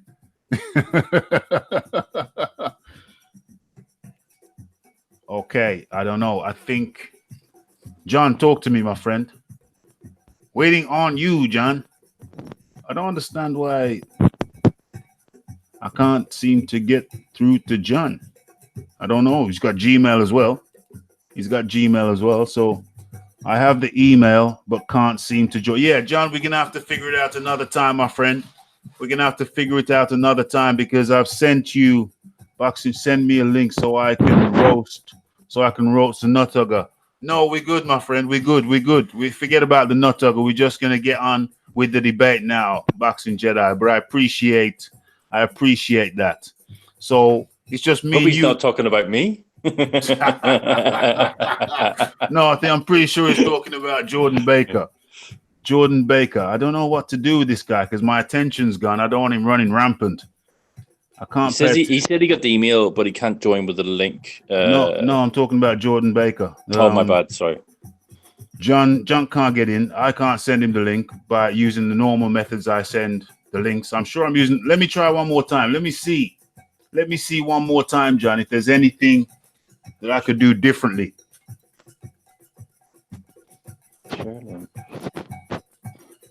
Let me see if there's anything I can do differently. You got any videos that I can paste it in one of his videos, maybe? Say again? If he's got any videos, I can paste it in one of his videos as well. A new link. Okay. That's if he's got any videos. Well, hold on a second. I could paste it in this chat here, but that's unrecommended. That's not recommendable. Do you have any videos, John Dealey? I can't find him. Is he? You can't.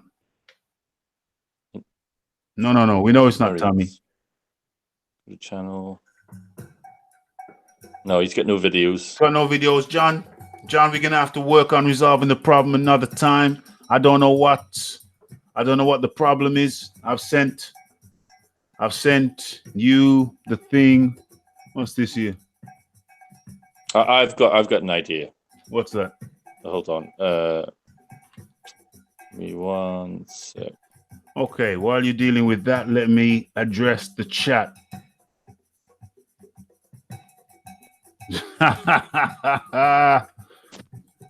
Jordan Baker sounds kind of like Marcellus Wilder's ghost. John, click on that link. Click on that link, John.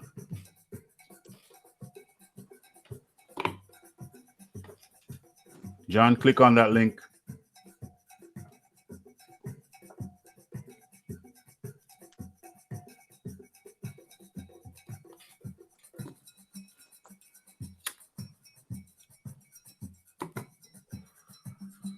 And come in nice and gently. Nice and gently. Don't blow my ears all out. Whoa. Okay, folks. Thank you for your patience.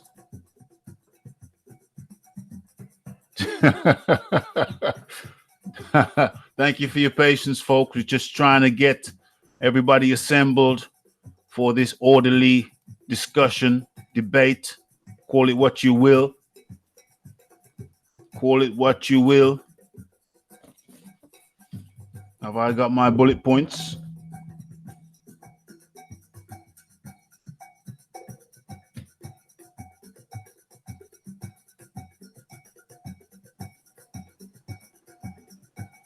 Who's blocked? Who's blocked? Somebody blocked?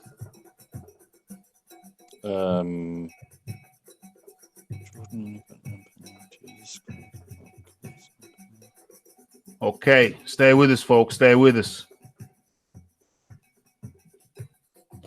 Stay with us. Okay. While the guys are trying to work it out, trying to get the back room in order, let me see if there is another topic undiscussed. No, done that one.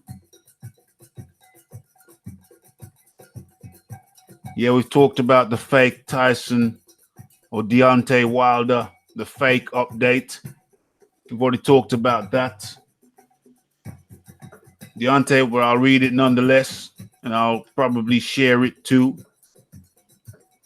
while we try to get this for the next couple of minutes, while we try to get this thing in order. So I'll be sharing this, which is just a quick one. It's a filler. While we try to get John in. We're doing everything possible, trying to get John. All right, Deontay Wilder insists the prospect of a mega fight with Anthony Joshua is not dead, despite the Brits' defeat to Andy Ruiz. And says a rematch with Tyson Fury will definitely happen. Anthony Joshua, WBC champion, Wilder's biggest rival, is in the heavyweight division. Saw his unbeaten record come to an end at the start of June.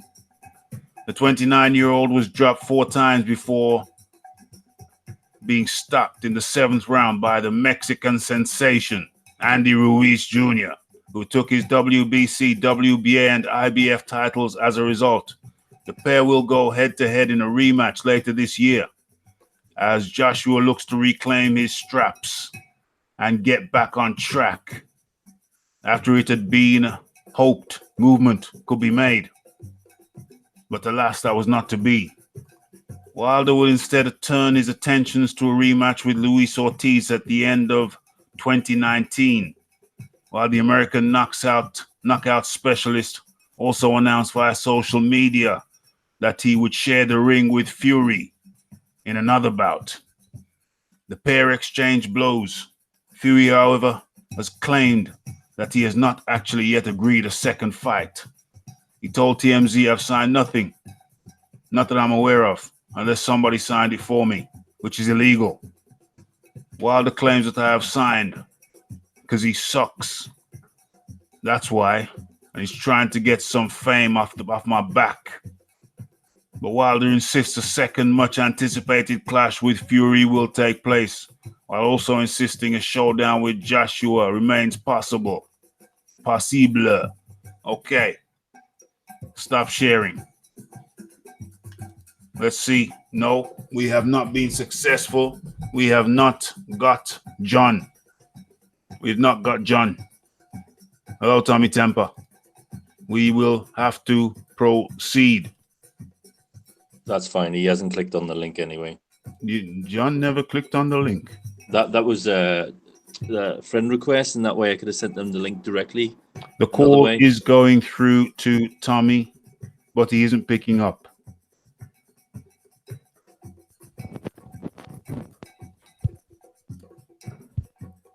This is technology, folks. This is technology. We're doing the best. Thanks for staying with us, the ones who have persevered. The ones who have persevered.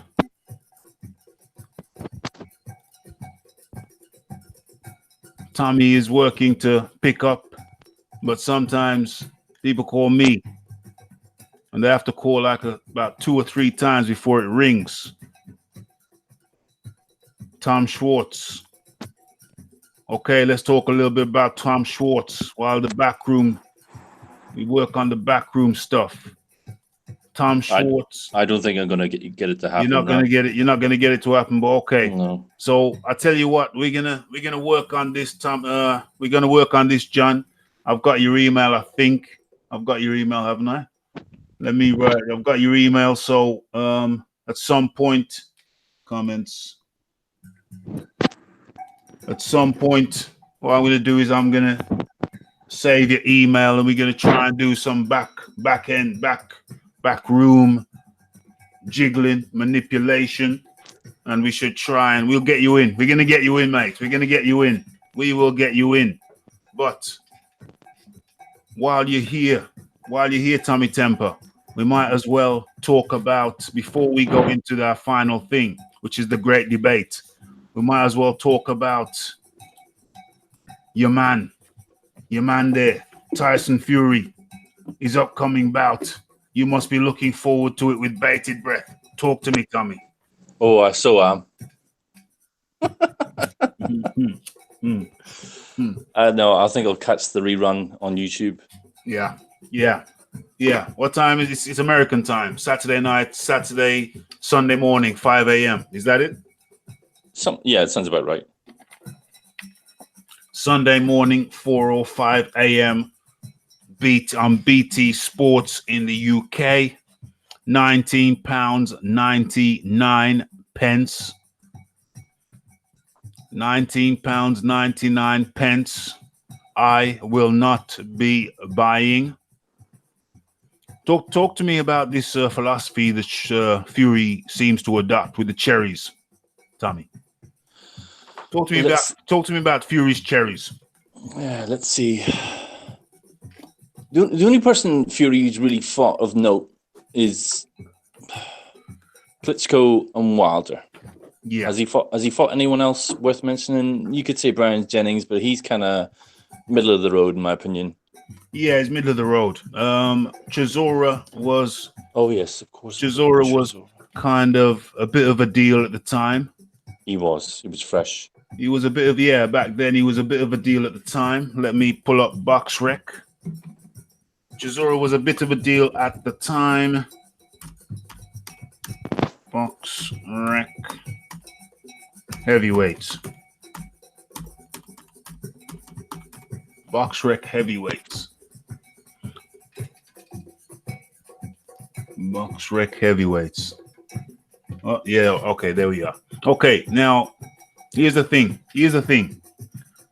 with me and Fury. Because Fury never really had big fights as such until Klitschko. By the time he came to fight Klitschko, I think a lot of people were not invested. I thought he was going to get knocked out. I thought he was. To be honest, I never thought he was going to win. Not for a second. Not for a second. I didn't even watch that fight at the time because I thought it was a foregone conclusion that he was going to lose. And so what I'm saying to you is that because he hadn't had big fights as such until Klitschko, he had that one with Chisora, which is domestically a big fight domestically, I guess. And the rematch. Yeah, and the rematch, yeah. The Klitschko, the 2 fights with Chisora. It seemed like he just went into the Klitschko fight, and I was not invested in him at that stage. You see what I'm saying? I was not invested. I was not invested. So it was of no interest to me. It was just another fighter who was going to get beat by Klitschko. And then, agreed. Yeah, he was just another fighter. He was just another guy who was going to get beat by Klitschko. Nothing more, nothing less. And he had done nothing in his career to spark my enthusiasm. Because let's look at the difference. Let's compare and contrast. We're talking about Fury v. Schwartz really right now, but it's then going to roll over into the debate. So because the difference between Fury and Joshua, why Joshua created excitement and Fury didn't, is because Joshua is a knockout artist. No disagreement there. Right. Okay. So I think sometimes people question and wonder, or some people, not all, but some people wonder, well, why? How come? Maybe Fury fans, some Fury fans, they question, well, how come Joshua just came on the scene? I've never actually heard them saying this. I'm just surmising. I'm thinking maybe that's what they're thinking. How come Joshua just pops up on the scene and he gets so popular, and then Fury was here all this time, and he never got popular? Why is that? Well, one, he's a gold medalist, and historically, if you look at all gold medalists, they get preferential treatment to someone who won a bronze or a silver medal. They always get bigger investment in terms of who the trainers are, nutrition, sponsorship, that sort of thing. And plus, obviously, Joshua is a knockout artist. He's entertaining. His persona is very marketable as well. Yes. Yeah. So I think there are tangible reasons why Joshua became famous and popular and Fury didn't. Yeah, I mean, Fury, he pretty much dug his own grave in a lot of ways. How? Well, all the controversial things that he was saying. Mm-hmm. Well, I don't really need to get into that. No. But you can address the topic, not just what he said. Well, he said. No, you don't have to say what he said. I'm just saying. Okay. I'm just saying you can address the topic without saying what he said. Yeah. He pissed off a lot of people. Yeah. And the wrong people. Yeah. For real. I can say. Yeah, John, we've gone past that, but it's not going to work that way. But I've kept your email, and we're going to do it. We're going to sort out for another time where we can get you in for another time. But it's not going to work out this time. Some because the way I sent you the link is the normal way I send everybody the link, but it didn't work out that way. So we're going to have to do some jiggling around, some hocus pocus. We're going to have to work some magic to make it happen a different time. And then that won't be a debate because this is the debate now, but you can come on and state your points, which might, add a different spin to things. This is just going to be a continuation of the previous thing. Thanks for sticking around, folks, while we tried to work the magic to make something happen. But thanks for sticking around. And we continue. So what was I saying? Yeah, so I think there are tangible reasons why Joshua emerged as the golden child and Fury did not. I think you would agree with me there. Oh, very much so, yeah. Yeah. So it's nothing mystical, nothing ambiguous, nothing curious about it. It's very simple. It's very simple. It's very simple and clear why Fury did not emerge as a golden child and Anthony Joshua did. Anthony Joshua is a gold medalist that always gives you a push.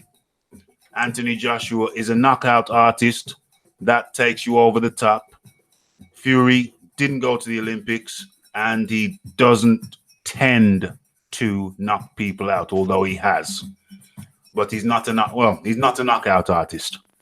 And Fury's style is or has been unappealing. His fight style has generally been unappealing to the masses. Would you say that's a fair assessment? Oh, very much so, yeah. Yeah. So there's no mystery. There's no hocus pocus why Fury didn't capture the public's imagination until the Wilder fight. The Wilder fight was entertaining. It was everything that he generally is not. It was an entertaining fight. The crowd were entertained. The crowd were enthused.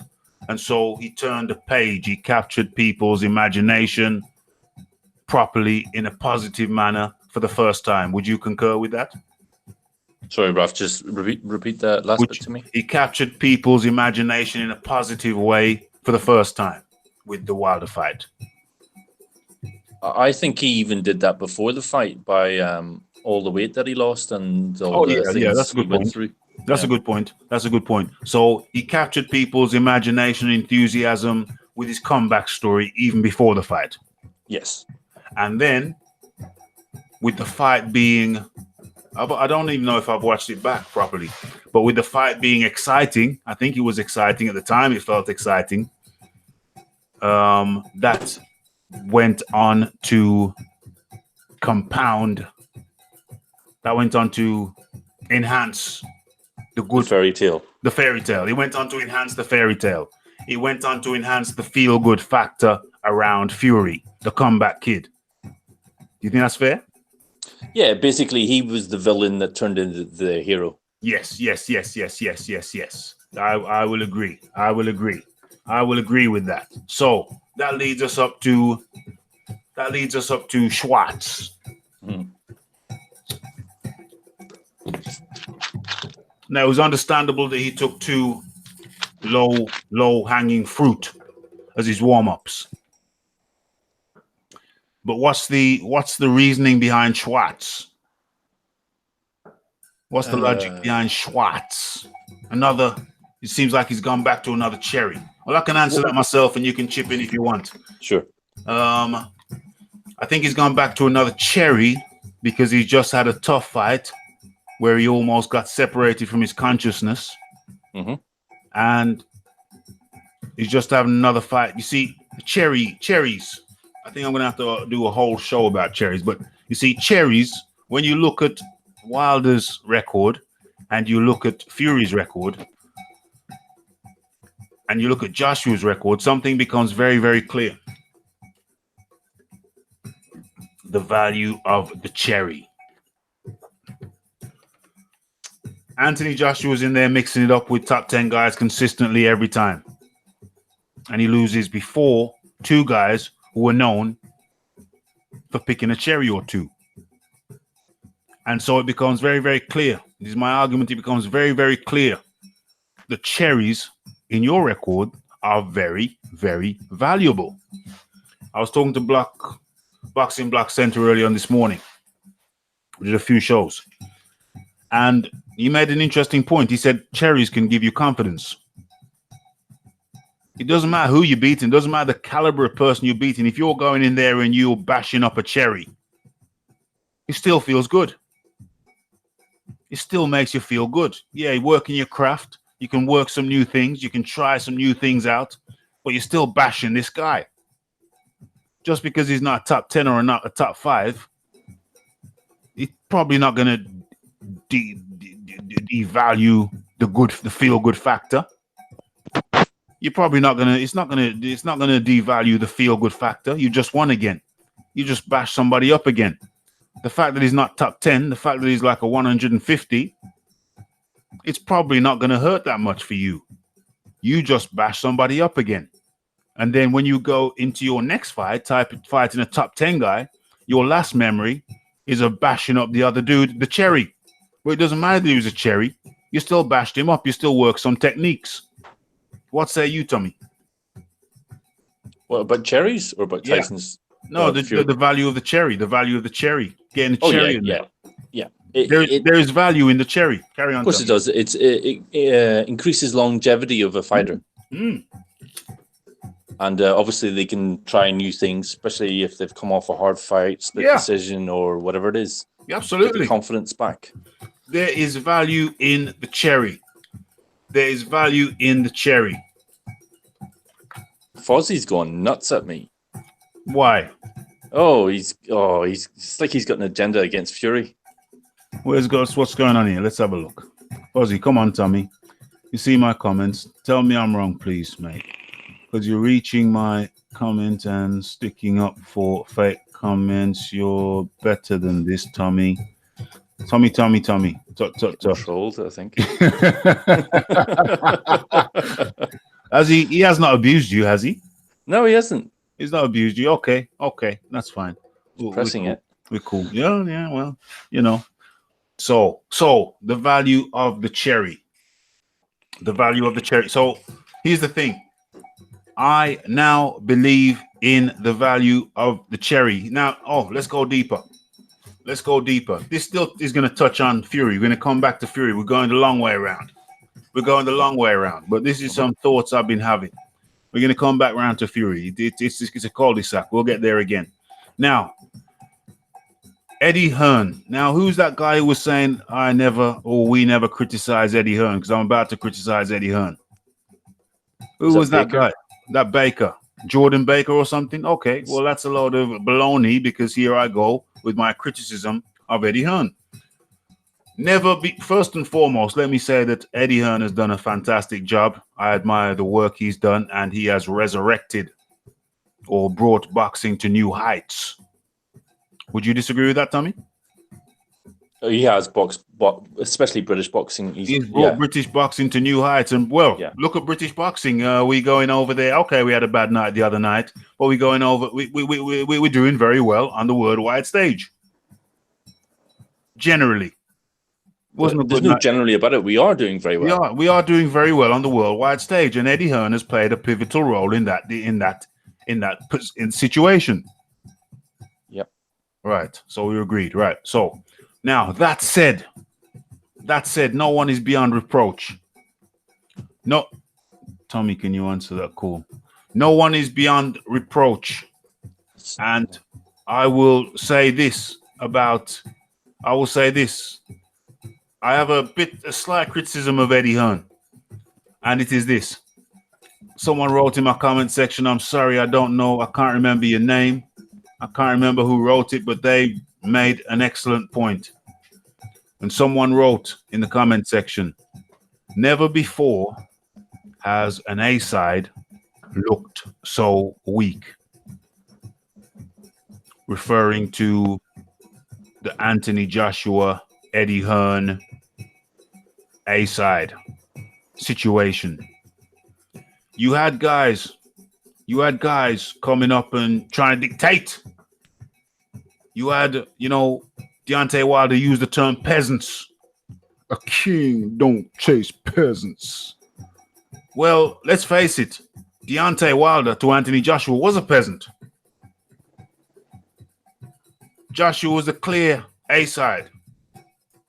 Clearly, without ambiguity. But yet, under Eddie Hearn, the A-side didn't look so strong. So, this guy said, never before has an A-side looked so weak. Look at what do you call him? Mayweather, when he was A-side. He just tell you what you get. He would just tell you what you get. Simple as that. This is how much you're getting. You take it or you leave it. But under the A-side of Eddie Hearn, Anthony Joshua, they were trying to appease people. Wilder made the comment, a king don't fight peasants. So he exalted himself to kingdom status. When the real kings were over here in the UK. Yes, Leighton. Nice to have you, my friend.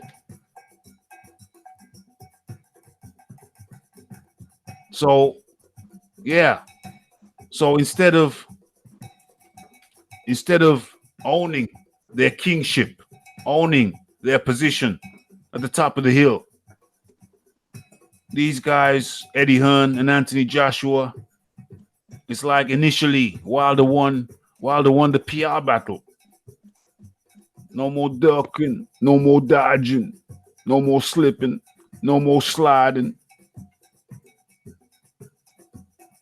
So instead of being the kings, it seemed like they were the paupers. They weren't in charge. They didn't look in charge. They were too yielding.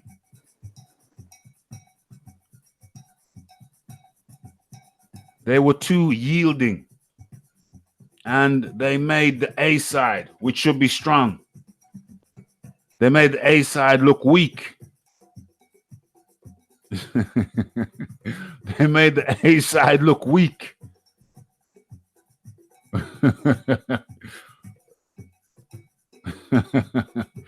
So, yeah, Tommy. Yeah. Okay. Yeah. So, yeah, you can come in right there, my friend. Come in. Come in. Sorry, Ralph. I was actually trying to multitask there. Yeah, Just I know. repeat the last bit. I know. Yeah. So never before has the A side looked so weak. Yeah, we're not gonna get John in now. We're not gonna get John in now. John, next time, my friend. Next time, we got to get this thing done. We got to get this debate done. So never before has the A side looked so weak. Come in, Tommy. Who's the A side when you say that? The A side with Joshua and Hearn.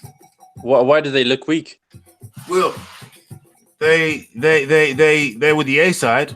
You look at the A side with Mayweather when he was A side. You just tell you how much you're getting. Yeah. If you don't like it, well, see ya. Next.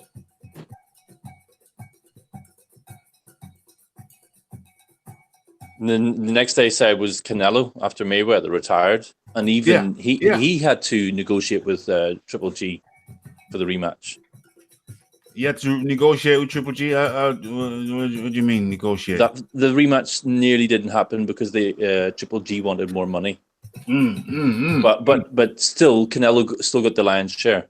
Canelo still got the lion's share, and Canelo still looked like the lion in the situation. Yeah, he was still the king, and the pauper was Golovkin. He was very clear king and pauper. He was very clear kings and peasants. With the A side here, we had the kings bowing down to the peasants.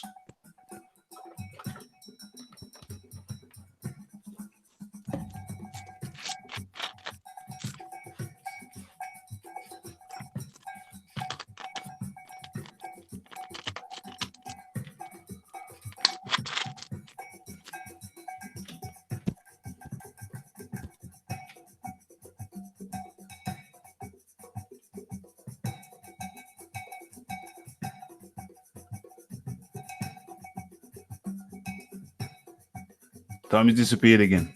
No, I'm here. I'm here. Yeah. We had the kings bowing down to the peasants. And that doesn't make sense. That doesn't make sense, but that's how it looked to me. That's how it looked to me, and that's how that was the outward appearance. The king bowing down to the peasants. So that's another thing that's going to have to change.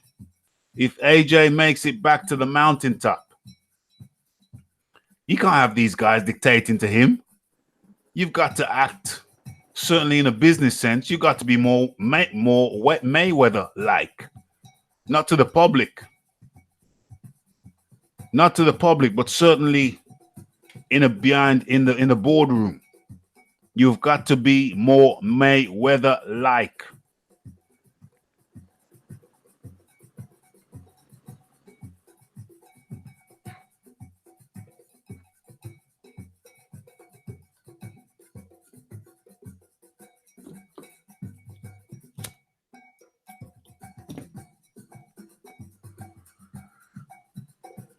Get This Smoke says Wilder is clearly the A side. Against who? Well, against everybody. That's what he's saying. Wilder is clearly the A side. You see, this is what happens when you're not a strong king. This is what happens when you are not a strong king.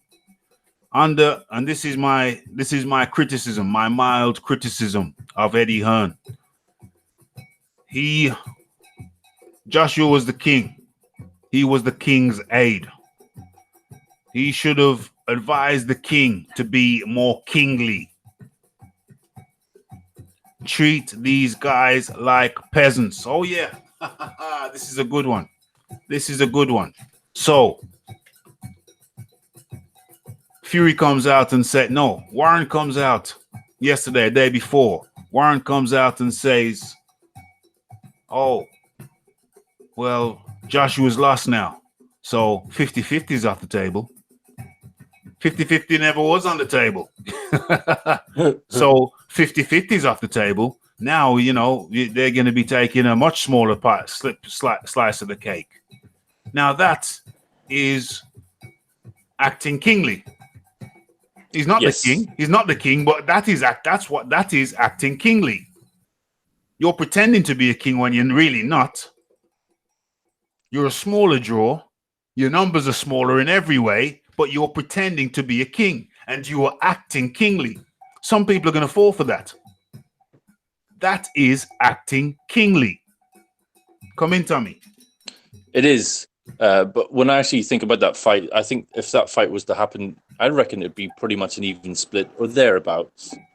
Because obviously AJ's lost. He doesn't hold the belts. You mean now? Now. Yeah. But once AJ gets through his next win, or no. Let's just stay on this current situation now. So okay. AJ has lost the belt. He hasn't got a belt. Let's say AJ just has. Forget about 6 months' time. Let's just imagine AJ without the belt as he is now. Mm-hmm. If he fights Fury, what would you imagine the split would be?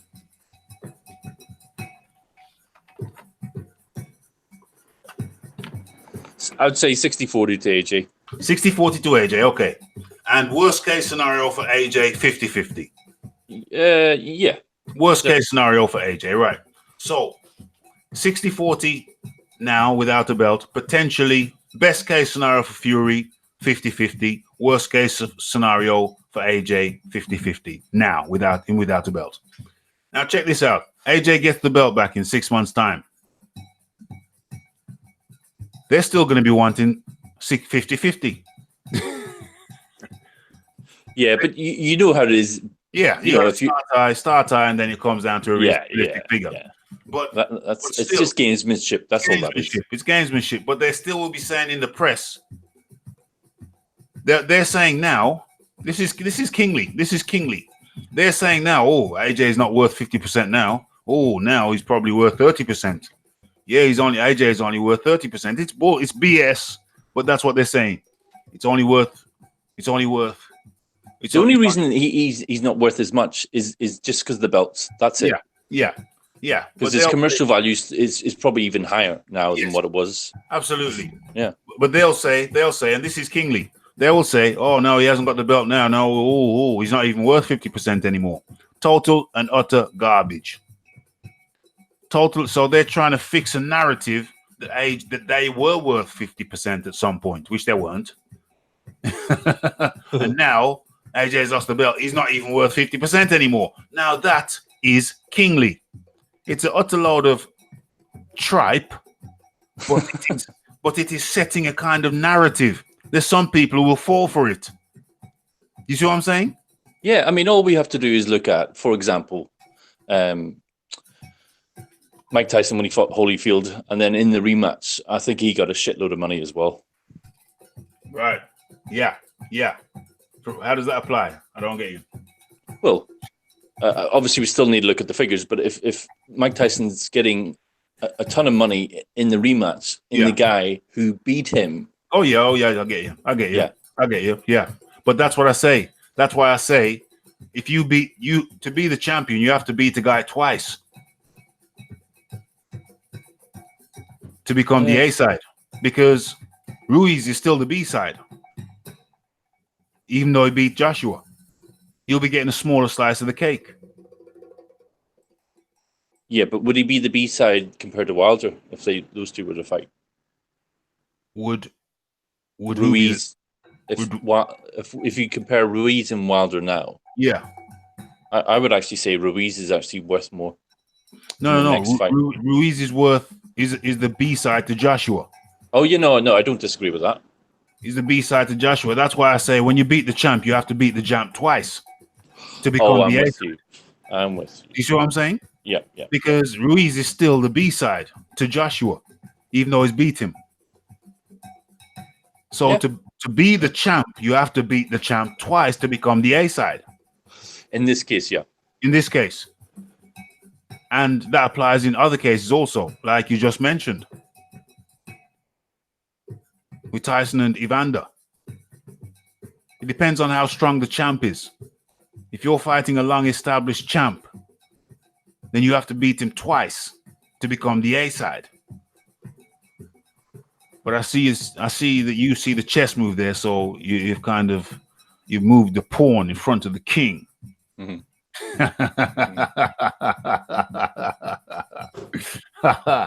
Okay, right. So AJ isn't Tyson or Holyfield. I should have known that would have come from Get This Smoke. I should have known that would have come from Get This Smoke. Okay.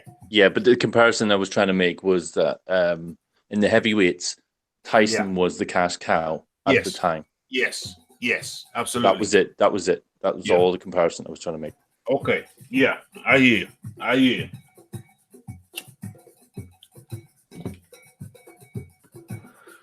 Okay, right now. So that was my talk on kingliness. You have to be kingly if you don't want to get trodden on. Because with AJ and Hearn seeming to be so appeasing, trying to appease, you put yourself in a weak position. Trying to appease people who, and this is the comparison. Now, as soon as Warren gets in a position, any kind of position, any slight position, he wants to act like the king. You see what I'm saying? He says, we're the kings now. You lost, so we're the kings.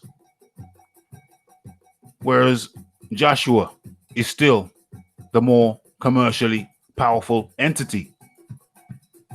The more he is, but he's further back now. Well, is he further back now because he's rematching Ruiz? He's not having a soft touch. No, forget I said that. Yeah. So Joshua is still the bigger commercial entity. But yet Warren's trying to spin a narrative that he's the pauper now. They're the paupers and we're the kings. When that is not actually commercially true. I agree with you.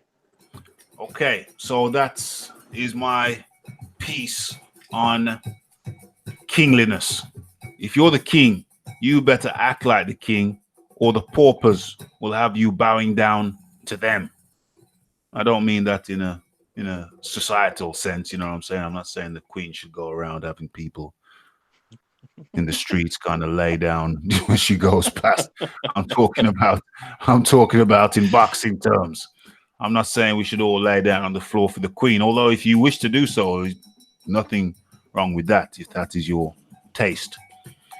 So that concludes the piece on cleanliness. Now we go into the final part 2.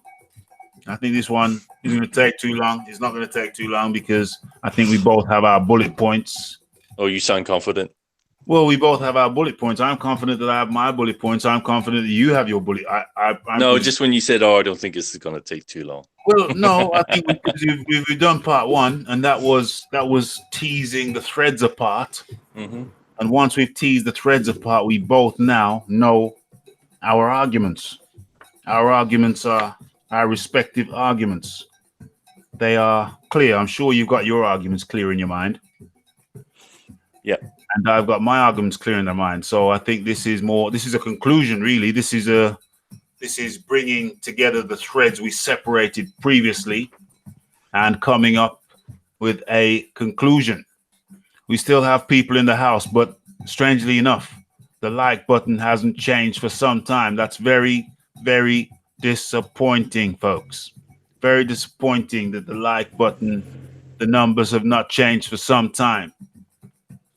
If you could kindly remedy that matter, that would be much appreciated. If you're watching the stream and you're enjoying the stream, then please kindly smash that like button. Give it concussion. Give it the like button a concussion. A man overseas once told me that it helps with the visibility of the show. So if you like the show and you want more shows like this, then it would be much appreciated if you would smash the like button. Much appreciated. Jem J and his cronies smash the other button, so we must counteract such foolishness, such folly. Okay. So we go into the final part of this debate, discussion, this stream, this podcast with the debate on the legitimacy of Tyson Fury's claim to be lineal champion. On the one hand, you have TommyTemper supporting the alleged lineal champion, and in the other corner, you have my good self opposing the claim. We will both come up with arguments to support our position, and then at the end, you, the audience, the participating public, will decide. Okay. So, would you like to say something before we commence, Tommy? Yeah. Yes. Good luck, Raph.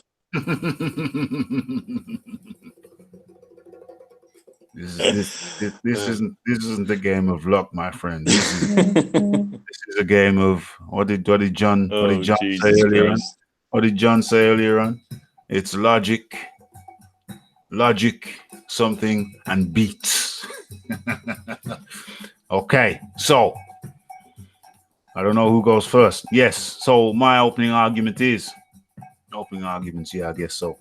My opening argument is that Tyson Fury, I think I have to just give my arguments really. Tyson Fury is not the lineal champion. Tyson Fury. Tell me I can see your kitchen. I don't know. Oh, that's John. That's John Daly. That is John Daly. Yeah. John Daly. How you doing, John? I'm good, Raphie. How are you? I'm good, mate. I'm good. Seeing John in the flesh. John in the flesh. Yes, John. John worked it out, mate. John worked it out. He was using my devices. I had to go and get a laptop. I was trying to get on the phone. That's why it's not working.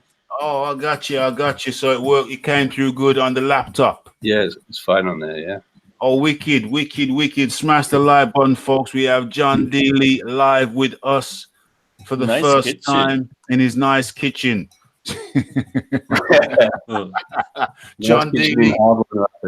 John Daly in his nice kitchen.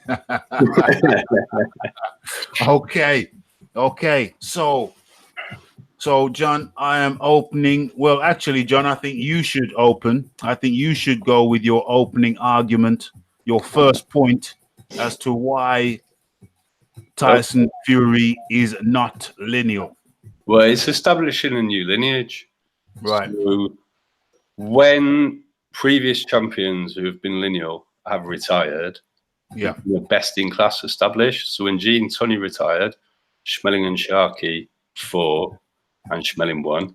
Mm-hmm. There was no alternative champion to dispute that.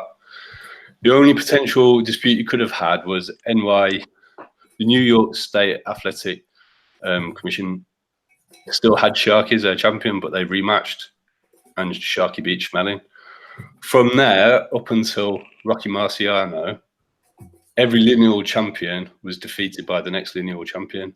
So even though Joe Louis retired, he came out of retirement before Ezerdon got beat. So there's a continuous line from Schmeling to Marciano. After Marciano retires, there's a tournament which Floyd Patterson wins.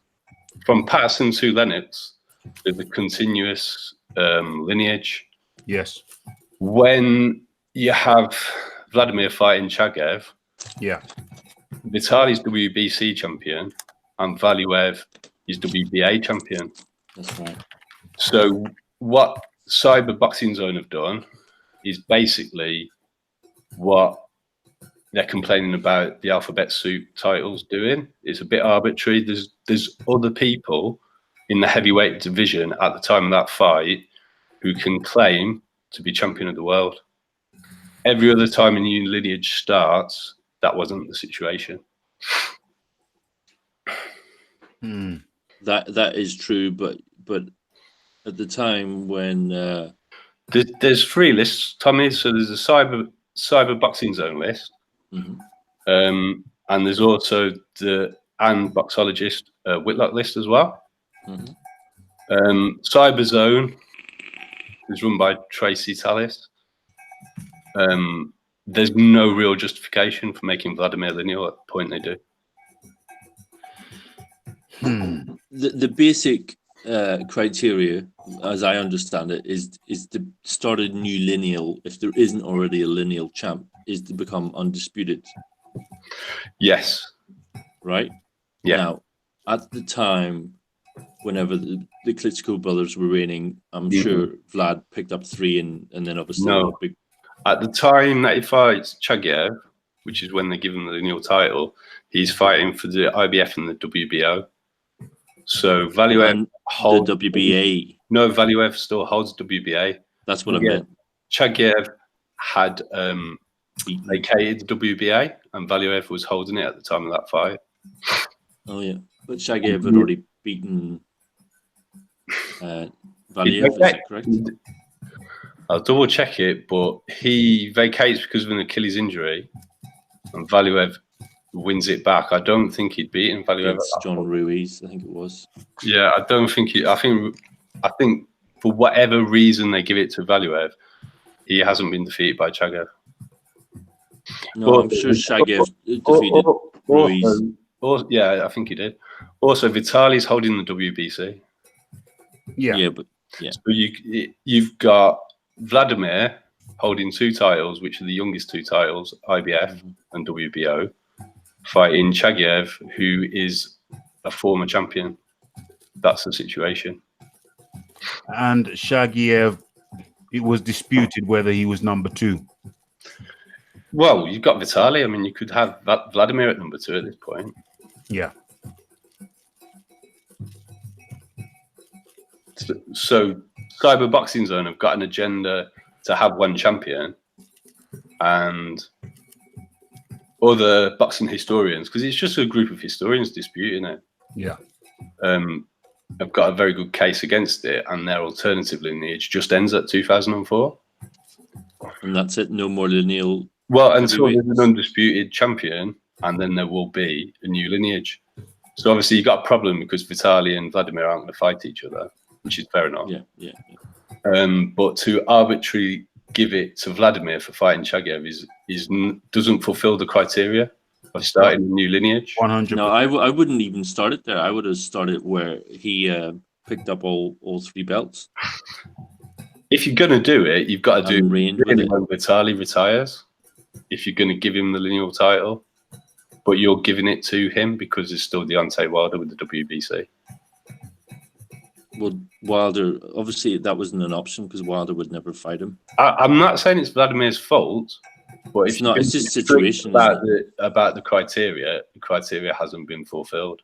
Whereas every other time a lineal champion retired, the criteria was fulfilled. Sure, but you have to take into context the fact that Vladimir reigned for so long as a heavyweight, and his greatness should be taken into account, in my opinion. I mean, it's all opinion anyway. Of course it is, yeah. It's all opinion. A large part of this is subjective, except for the undisputed part. What the other thing that you were talking about on Wednesday with regard to Lennox not defending his lineal title? No, undisputed. I said. Okay, well, just to be clear, Lennox isn't lineal because he was undisputed. He just happened to do both at the same time, like Fraser did. So he's lineal from beating Shannon Briggs, who beat. Yes. Yeah, but that was never in dispute. I was just talking about the fact that okay. Yeah. So the point I want to pick up on here is that that John made was that the criteria for lineal was never achieved by Vladimir. Yeah, that's my point anyway. Yeah. And a lot of boxing historians take that view. The other ones take the view of cyber boxing zone. Yeah. So the point I'll come in on there is that because we often let it ride, we let it go because Wilder wouldn't fight him. So we let it go. But the reality is that the criteria for lineal was never met by Klitschko. No, it wasn't. And that's a strong argument. The criteria for lineal, I'm going to write that down. Lineal was never met by Klitschko. I feel like I'm back at school and I've got my homework marked.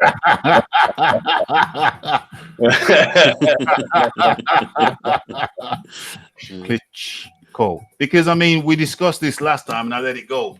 I let it go on the basis that, well, Wilder wouldn't fight him. So it's, oh, well, you know, Wilder's Wilder. He's not going to fight him. So let it go. But really, when you think about it, if it doesn't meet the criteria, it doesn't meet the criteria. That's something that we all let go. I mean, I was on the Boxing Voice and we had a big debate about this. And they said, why did I let it go then? Why did I let it go then? Oh, he fought Chagayev. So, oh, yeah, I said he wasn't lineal. I said Klitschko wasn't lineal. And then they said, then somebody typed in, well, he beat Chagayev. And it was decided that if he beats Chagayev, he becomes lineal. But John makes a great point. The criteria for lineal was never met by Klitschko. And be clear, John, what is the criteria for lineal? Just reiterate that.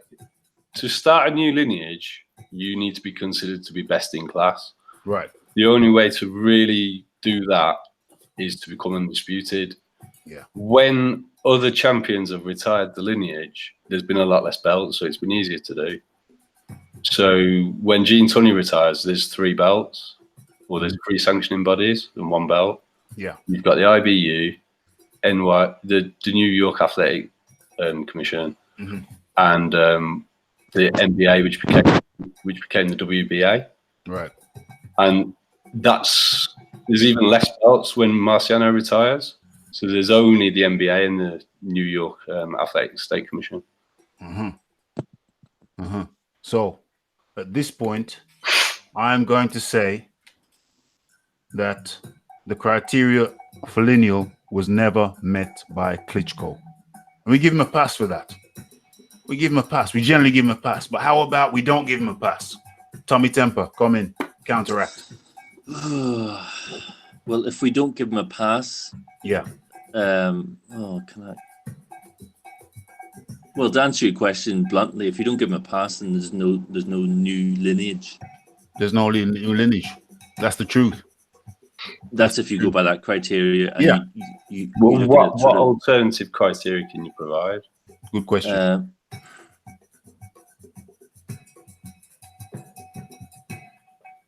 What about Vladimir's run? If you're going to do it on the run, when do you start it? Because it's a great run. From the last 10 years from his last defeat, or from maybe becoming. You can't do it for the entire 10 years. Because what about Vitali? A lot of people would say Vitali's the better fighter. Vitali was considered the better fighter. But what had he achieved? How many times did he defend his WBC? You can have an argument for both of them being the better fighter, but you don't have a clear-cut best in class. Better in what respect? More effective, better achieved, better tested? Well, I think the key point there was you don't have a clear better in class. That's the point. I mean, I'm not necessarily saying Vitali was better than Vladimir. I'm saying you can have an argument for both of them being the best. And obviously they were never going to fight. And that's that. I always thought Vitali would win regardless, because he's just tougher and stronger. And I think Vitali's potentially better, but I think Vladimir's actually got a better pure boxer skill set. Of course, oh yeah, definitely. But once he gets wobbled, I don't know. I think he's got a bad rep for chin. I think people put too much stock in chin in heavyweight division. Yeah, and he was never knocked out with one punch, was he? Vitali's a beast. There's no, I'm not Vitali, Vladimir. Vladimir not taking one punch. No, it wasn't. And also, I mean, who's got the best chin in heavyweight boxing? Holyfield. He's hit the deck. Ali's got put down by Henry Cooper. I mean, who heavyweight boxing chin will never win anything because the guys are so big. Yeah, but the point is that if you go down, you must get up. So to get up, you must have a chin. Yeah. I mean, this is part of obviously the argument about Joshua, but with Vladimir and Vitali, I don't know who's a better fighter. I think, but that's the point, though. Let me. That's the point. That's the point, because it's unclear. It's about best in class, and that could not be established who was best in class. And then what So- about when he retired, Big Brother? Vitali.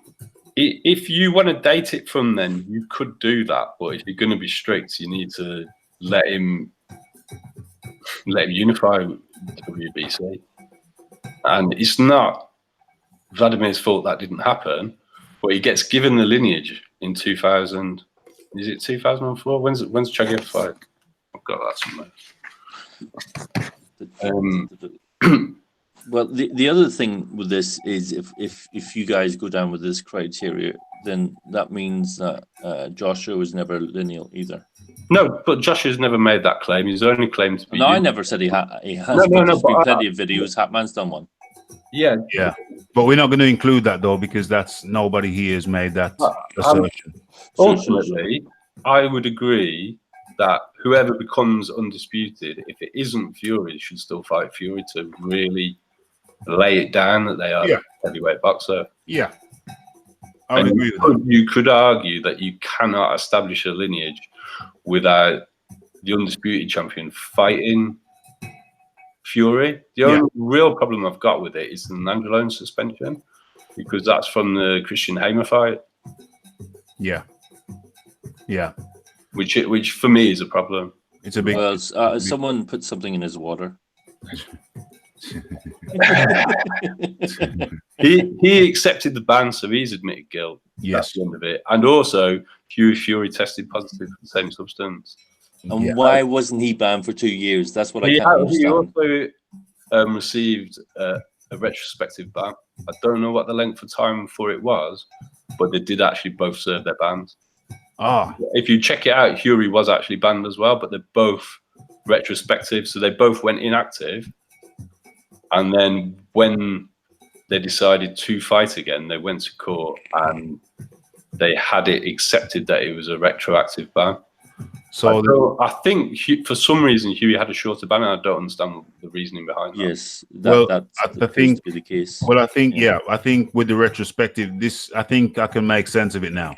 So the reason why Fury there's a 2-year gap between fights is because he voluntarily retired. The reason why there's no 2-year gap in Huey's fights is because he never actually retired, but he accepted a retroactive ban. That's what I believe happened. Yeah. Yeah. So Huey didn't retire. He kept fighting, but he accepted a retroactive ban. So when you look back on his record, there's no 2-year gap, but there's a 2-year gap on Tyson Fury's record because he retired for those 2 years. Yeah. That's how it makes sense. Did That's he how it actually makes sense. retire though? Sorry? Well, he didn't schedule any fights, and he went on social media and said he retired. He said he retired. Yeah. He was Yeah. stripped of his titles. UCAD didn't really release the fail properly. I don't understand why there was such a delay in releasing his Nandrolone fail. Mm. Something's very fishy about that whole situation. At the time when he pulled out of the second Vladimir rematch scheduling, so when it was scheduled for the second time, a lot of people thought his injury in his leg was suspect. They actually took a photo, had makeup on it at the time. I'm not going to comment on whether that was true or not. And then shortly after that, the Nandrolone story came out. And then not that long after that, he tested positive for cocaine, which I actually think helped bury the Nandrolone. I'm not going to directly accuse him of doing it on purpose, but everybody talks about the drug fail and the weight gain instead of the Nandrolone. Yeah. It hasn't really been reported very strongly. It doesn't get talked about. The Nandrolone doesn't get talked about. It doesn't. It doesn't. Also, what I find interesting is from when he accepted the ban, he split from Peter Fury. And obviously, Huey was also being trained by Peter, and Huey also tested for Nandrolone. Yes. Yes. Much like the Ingle Gym connection with failed tests. Yeah, exactly. So it's suspicious. Let's put it like that. Yeah. Yeah. And of course, we don't want to go too deep into the drug thing, but Peter Fury himself was incarcerated for. Yeah, I'm aware of that. Which I don't want to get too deep into. We don't need to get into that. I don't want to get into that. But if you remember when I messaged you the other day, I said my friend that I know in Manchester, who's former professional boxer, that first person he ever actually sparred as an amateur when he was a kid, when he was about 12, was Tyson. He's from the same gym in Withenshaw. He said to me about a week before Tyson popped that he wouldn't be surprised if he popped next. Somebody had popped about a week before Tyson. I can't remember who it was off the top of my head. Okay. I think it might have been TommyTemper. Right. And we were talking about that, and he just passed off basically what you've said about Peter. Yeah. And his history, and he wouldn't be surprised if Tyson was the next to pop. Mm-hmm. A week later, he did. Wow. It's interesting. Wow. So I'm going to get back on track. So first of all, we have the criteria for lineal was never met by Klitschko. Secondly, best in class was not established.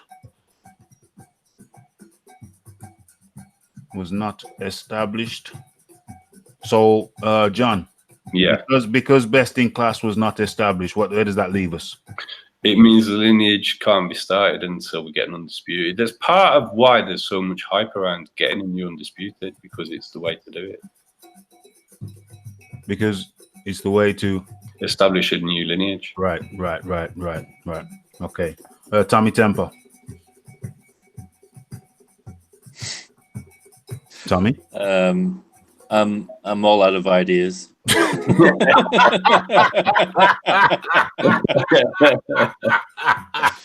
Because if I say anything more, it'll just be bullshit. Come on, Tommy. Don't give up. Don't give up that easy.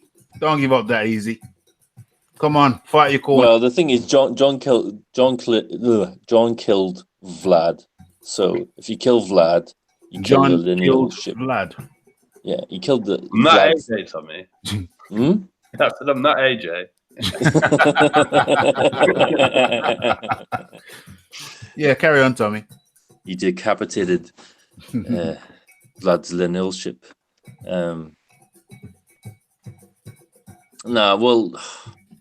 Come on, Tommy, lad. No, okay. Let me put it this way, right? At the time, and you can argue about lineal or not, but one thing everyone should agree on is at the time Vlad was the man. He was definitely the consensus champion, without question. Yes. I'll agree with that. And he was also the Ring Magazine champion. He got that at the same time he got lineal. I think that was put on the line for the Chagayev. All right. Well, we can all agree he was the Ring as well. Yeah. Obviously, he had a long run. 3 belts. God, there was something else I was going to say. What was it?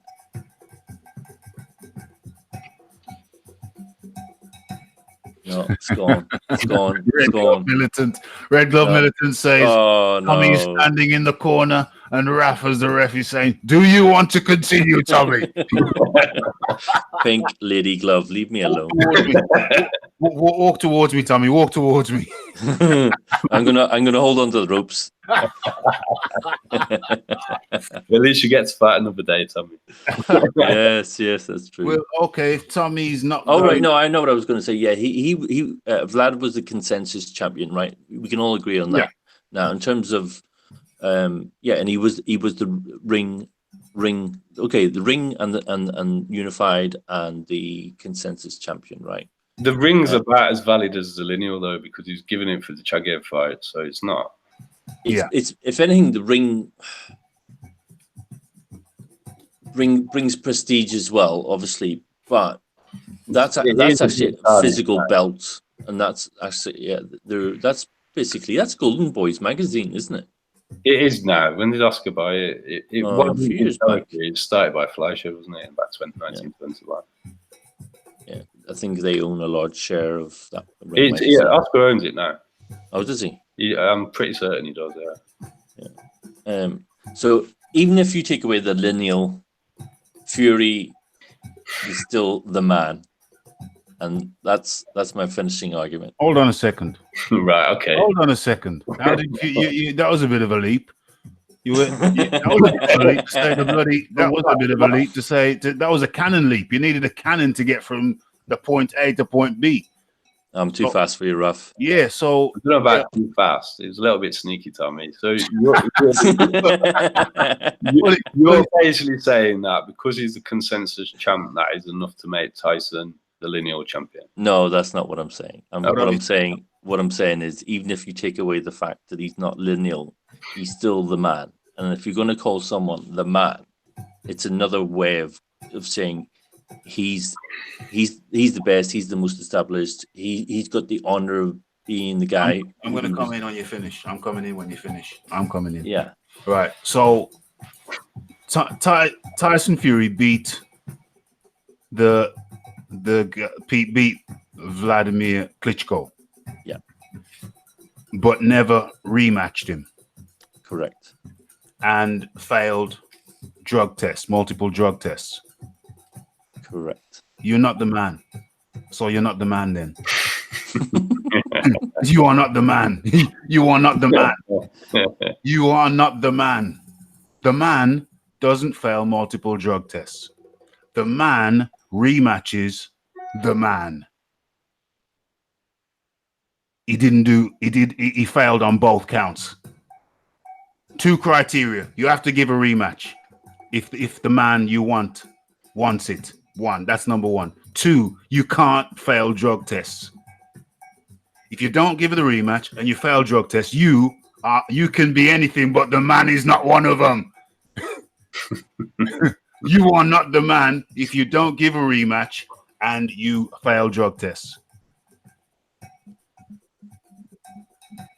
The ref nuts out Tommy. I was trying to be the ref. I was trying to be the ref, but I couldn't let Tommy. I couldn't let Tommy slip that one in. I was trying to be the ref. That was a brutal combination, Raph. I'm a nice guy until I get around Tommy, and then my powers defy physics. Yeah, so I'm gonna write that down, Tommy. I'm trying to be the ref, honestly, but I couldn't let that pass. 3, yeah. 4. Failed drug test. Failed. The other issue with the failed drug test is it would have put his mandatory position into question, so he shouldn't have fought Klitschko in the first place. Shouldn't have fought Klitschko in the first place. No, that's huge. It's massive. I missed that one. Run that by me. Right. So the Fury failed test is from a sample against Christian Hamer, the fight prior to Vladimir. Yeah. Mm-hmm. If you fail a test, you lose your license. You can't be mandatory. Mm-hmm. He was Which belt was he mandatory for? I think it's WBO. I think it's a WBO. Could be I'm only saying that because potentially because of FrankWarren, but he was with Mick Hennessy, wasn't he? So yeah, it was with Mick Hennessy. It definitely wasn't the IBF because he got stripped because he was agreeing to do the rematch, so he couldn't have been the mandatory for the IBF. Mm-hmm. It was one of the other two, basically. Yeah. So your point there, John, is that he should not have been in the ring in the first place. Technically, yeah. Yeah. And that's one thing I actually brought up before, Raph. We spoke about this before. We spoke about this before, but that's another. You see, in truth, I keep on, even me as the attacker, I keep on giving them passes for this, that, and the other. I give a pass for this, I give a pass for that, and but when you look at it in the cold light of day, the man shouldn't have been. Let me go through the list. I'll start at the bottom, the lightest points, then get heavier. The man, 5. He shouldn't even have been in the ring. What? Repeat why he shouldn't have been in the ring, John. Because he failed. The Nandrolone positive test is from a sample against Christian Hamer. That fight is the fight prior to fighting Vladimir. Yeah. So he could have lost his license at that point, or at least been up. Well, he would have lost his license at that point. He would have lost his license because the Nandrolone test was a fail. They'd never disputed it. Yeah. Tried to come up with some sort of wild bull comment, but whenever anyone talks about tainted meat, i.e. Canelo, you get at least a 6-month ban. Minimum 6 months ban. So he shouldn't have been in the ring in the first place due to the failed nandrolone test, failed steroid test. That's that. Yeah. Nandrolone's the steroid that Nandrolone is the steroid. Should not have been in the ring. Nandrolone. That's 5. Nandrolone. 4. Didn't give the man who he beat. He beat the man. So he didn't give the man a rematch. I don't think, if you're mandatory, you don't have to give a rematch. The rematch issue isn't 100%. Yeah. Oh, it's not 100% criteria. What he didn't do is defend his titles. Yeah. So he didn't, but I'm just putting this here as points. This is not an exact criteria, but still, I think there's a general understanding that if the man you beat the man and he wants a rematch, then on an ethical level, you should be given a rematch. Yeah, you should. Ethically. So didn't give the man a rematch. That's 4. 3, failed drug tests, multiple, plural drug tests. 2, that's besides the nandrolone. We're talking now about the cocaine afterwards, and then the refusal. Failed drug test, stroke refusal. Failed drug test, stroke refusal. 2, best in class was not established. And 1, the criteria for lineal was never met by Klitschko. Yeah. So let me, unless there's something you want to say here, Tommy. Yeah, I've got one thing on that. Yeah. This is a kind of like a tricky question, and I do know the answer, but I'm not going to tell you. Okay. All right. Why after all that happening, is Fury's win over Klitschko not being overturned? Well, my answer to that is that I don't know why it has not been overturned, but it should be overturned. What about you, John? I don't know because I haven't looked into it enough. I'm not a big enough Fury fan to actually work that out. I don't know. If you want to tell me something, I'd be interested to find out. I'd be interested also. Yeah. I looked into it. I can't remember whose video it was or what article I saw, but it's got something to do with the fact that he cried mental health. Wow. If you look into it. Wow. Because if you take that out of the equation, it would have been a no contest or whatever you want to call it. Yeah, I still don't understand the justification for the no contest because it really. I think part of the issue that they had with it being a no contest is by the time it gets to court, the belts have moved on so far that they'd have to start stripping a lot of people, including Anthony Joshua. And I don't think UKAD could afford to deal with those sort of court cases. Mm-hmm. Oh. Mm-hmm. Because at the time that Fury went to court, UKAD were at risk of becoming bankrupt should Fury sue him. Yeah. The earnings.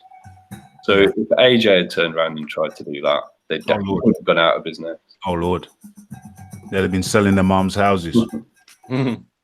So I think that's also why they just said yes, you can have a retrospective ban and get the license back. Yeah, yeah, because it was the bill was totting up. Yeah, yeah. So Tommy Fury, I mean.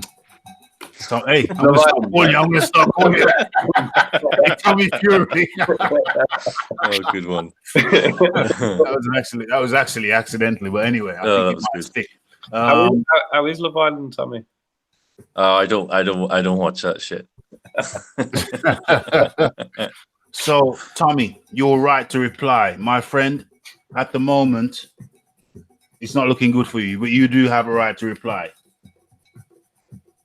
Well, I kind of just shot myself in the foot there by revealing that, didn't I? So, well, you're a good sport. You're a good sport. Yeah. You're a good sport. You're a good sport. So, Tommy Fury, I think the case. I'm the referee and the judge. Tommy Fury. Tommy Fury. I think the case for your client has been resoundingly lost. Actually, we're gonna have to go to the people. I'm the head judge, but the people can overrule me if they so see fit. I feel that the preponderance of evidence clearly shows that Tyson Luke Fury fraudulently obtained lineal status, and he must hand it back forthwith, my dear fellow, forthwith.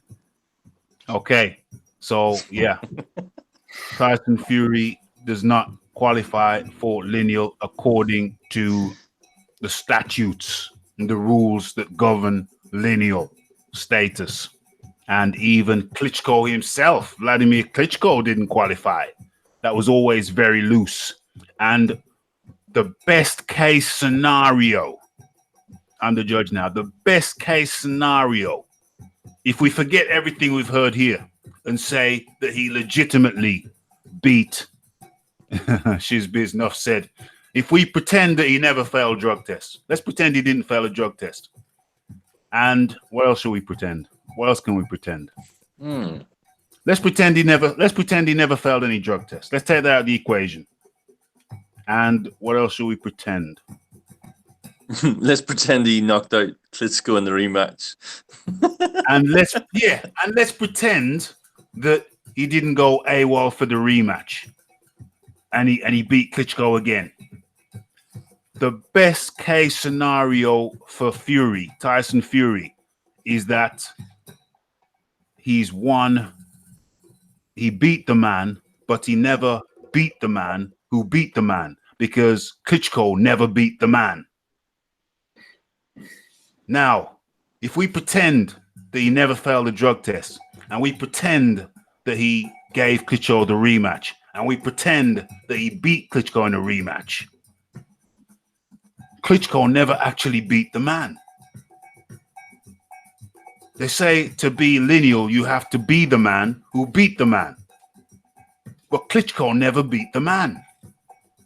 So the best case scenario there is that Fury, under those conditions, that he never took drugs and he gave Klitschko a rematch, the best case scenario is that he beat the man, but never beat the man who beat the man. So one could argue that if lineal is being the man who beat the man, then the real lineal, one could argue, would be the guy who beat Fury, because that man would be the man who beat the man who beat the man.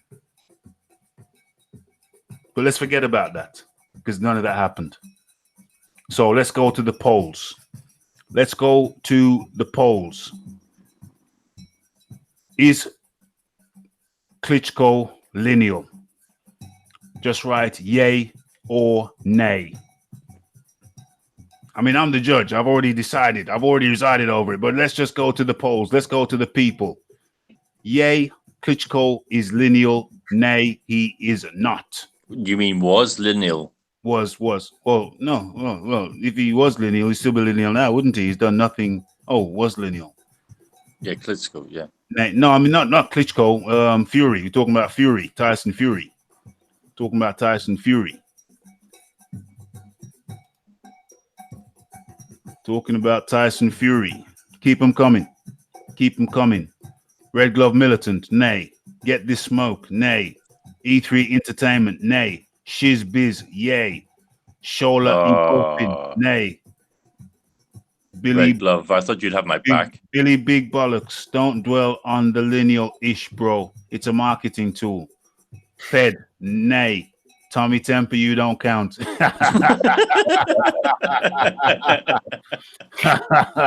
So it's a resounding nay. TommyTemper, the court has decided that your client is guilty of major fraud and is to be incarcerated for a period of no less than 2 years and 1 day. And that means that the Schultz fight is off. So people are entitled to their £19.99 refund from BT Sports. God damn. Is there anything that you'd like the court to take into consideration? Yeah, I think the whole structure of the court's all messed up. It kind of reminds me of the Muhammad Ali Act. It's that freedom of speech, logic, and beats. I think it's unfair, and you tell me. It's fixed. Well, I mean, Tommy, if you don't respect the court, you have to respect the opinions of the people. It's been very clear. Case.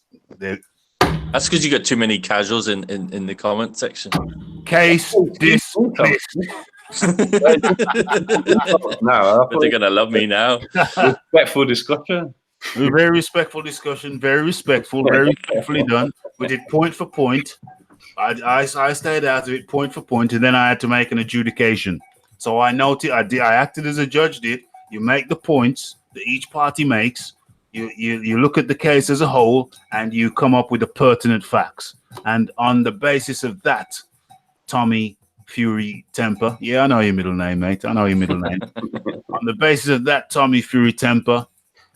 Forget you, Raph. I wonder who wrote that. It was you. It was Tommy. How many people have we got in the chat? That like button has not moved for half an hour. That like button has not moved for half an hour. This is preposterous. It is outrageous. It is ludicrous. Utterly ludicrous. No casuals in here, Tommy, mate. No casuals. There's always one sensitive guy in there. No casuals in here.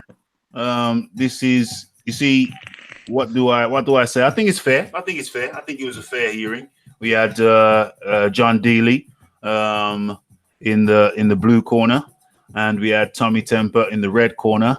And to be fair, Raph, I reckon if John hadn't accepted that link, I would have beaten you. There's no way you'd have beaten me.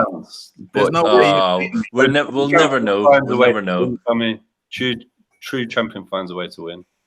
There we go, Thomas. There we go, Thomas. Never die. Who wrote that? There we go, Tommy. I had all of these points, but we'll never know now. We'll never know now. But it was better anyway that we got someone from the chat to come in and debate the point anyway. So it was better. He was better that way because we had already. The way I look at it, it took two of you to beat me. No. I was the referee. I was the judge. I was the referee. I was a referee stroke judge.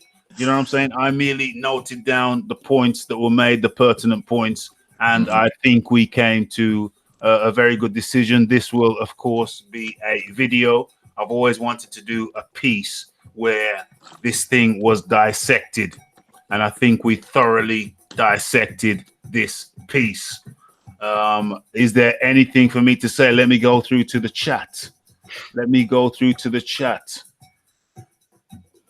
Fozzie, I was only messing with you. Don't take me seriously. Do not take TommyTemper seriously. You heard it from the man himself. Do not do that. If I didn't verbally concuss Tommy, Tommy was verbally concussed pre-match. Tommy had been verbally concussed pre-match. You've been sparring too soon to the bout. Yeah. Yeah, plus someone put something in my water as well. Somebody put something in his orange juice. Come on. Someone put something in his orange juice. So I'm getting through this chat. I hit that ages ago. Maybe everybody's hit it. Billy Big Bollocks. I've caught up late. The kid was good with the grey. The grey? Oh, you're talking about you, John. Yeah, it's good. It's very good. Very good. Good, nice kitchen as well. That's how I want to put that. I'm impressed with the kitchen.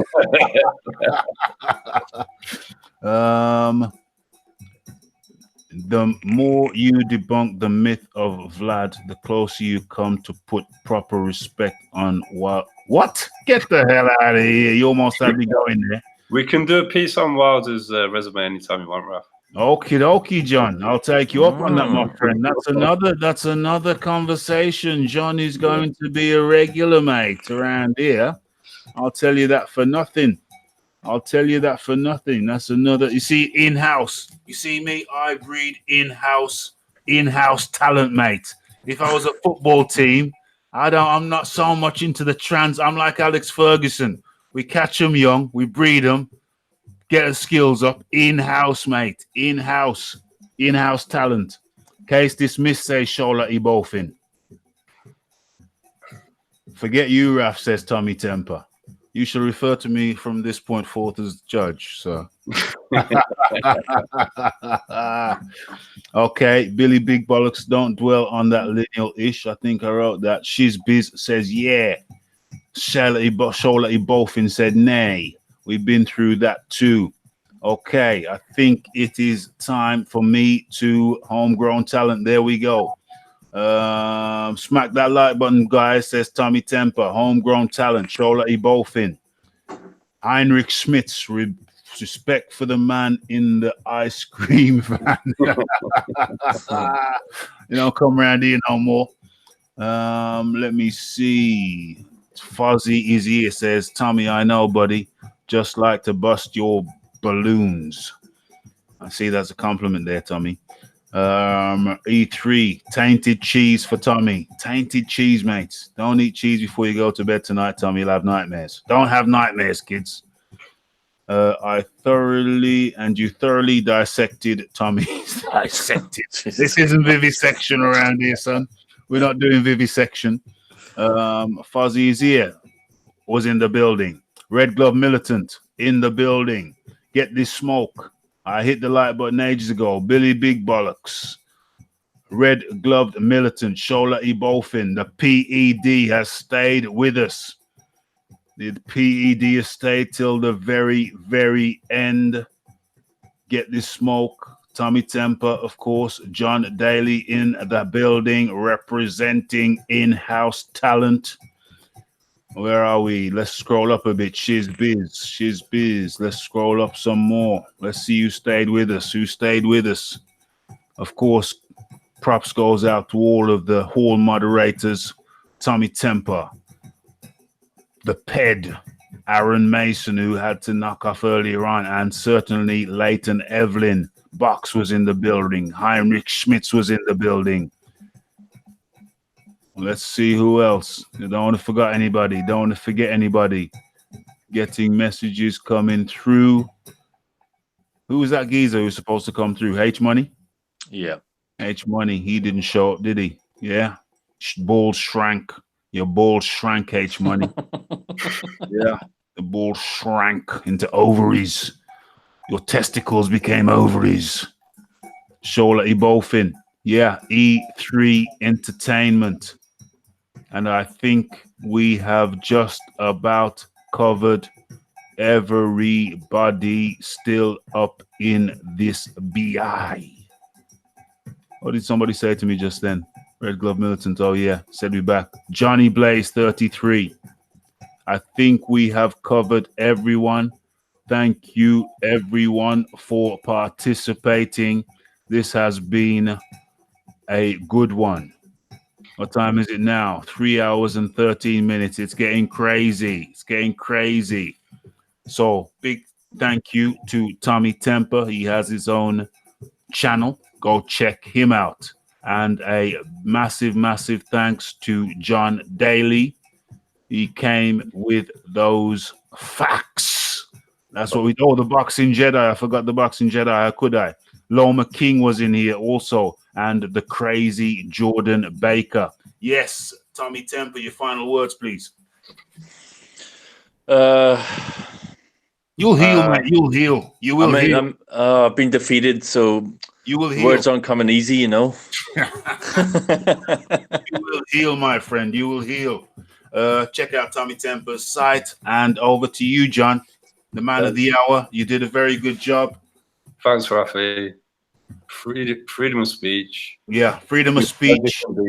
Logic and beats 100%. I could not have said it better. Thanks for everybody in the chat. Thanks for my co-host. Much appreciated. It's Raphael Dawkins Combat Radio. It's the live boxing talk with Raphie, episode 23. We are moving on, moving strong. Catch us tomorrow at lunchtime. And from me and the rest of the guys, it's blessed, and we are out. Peace out. Peace.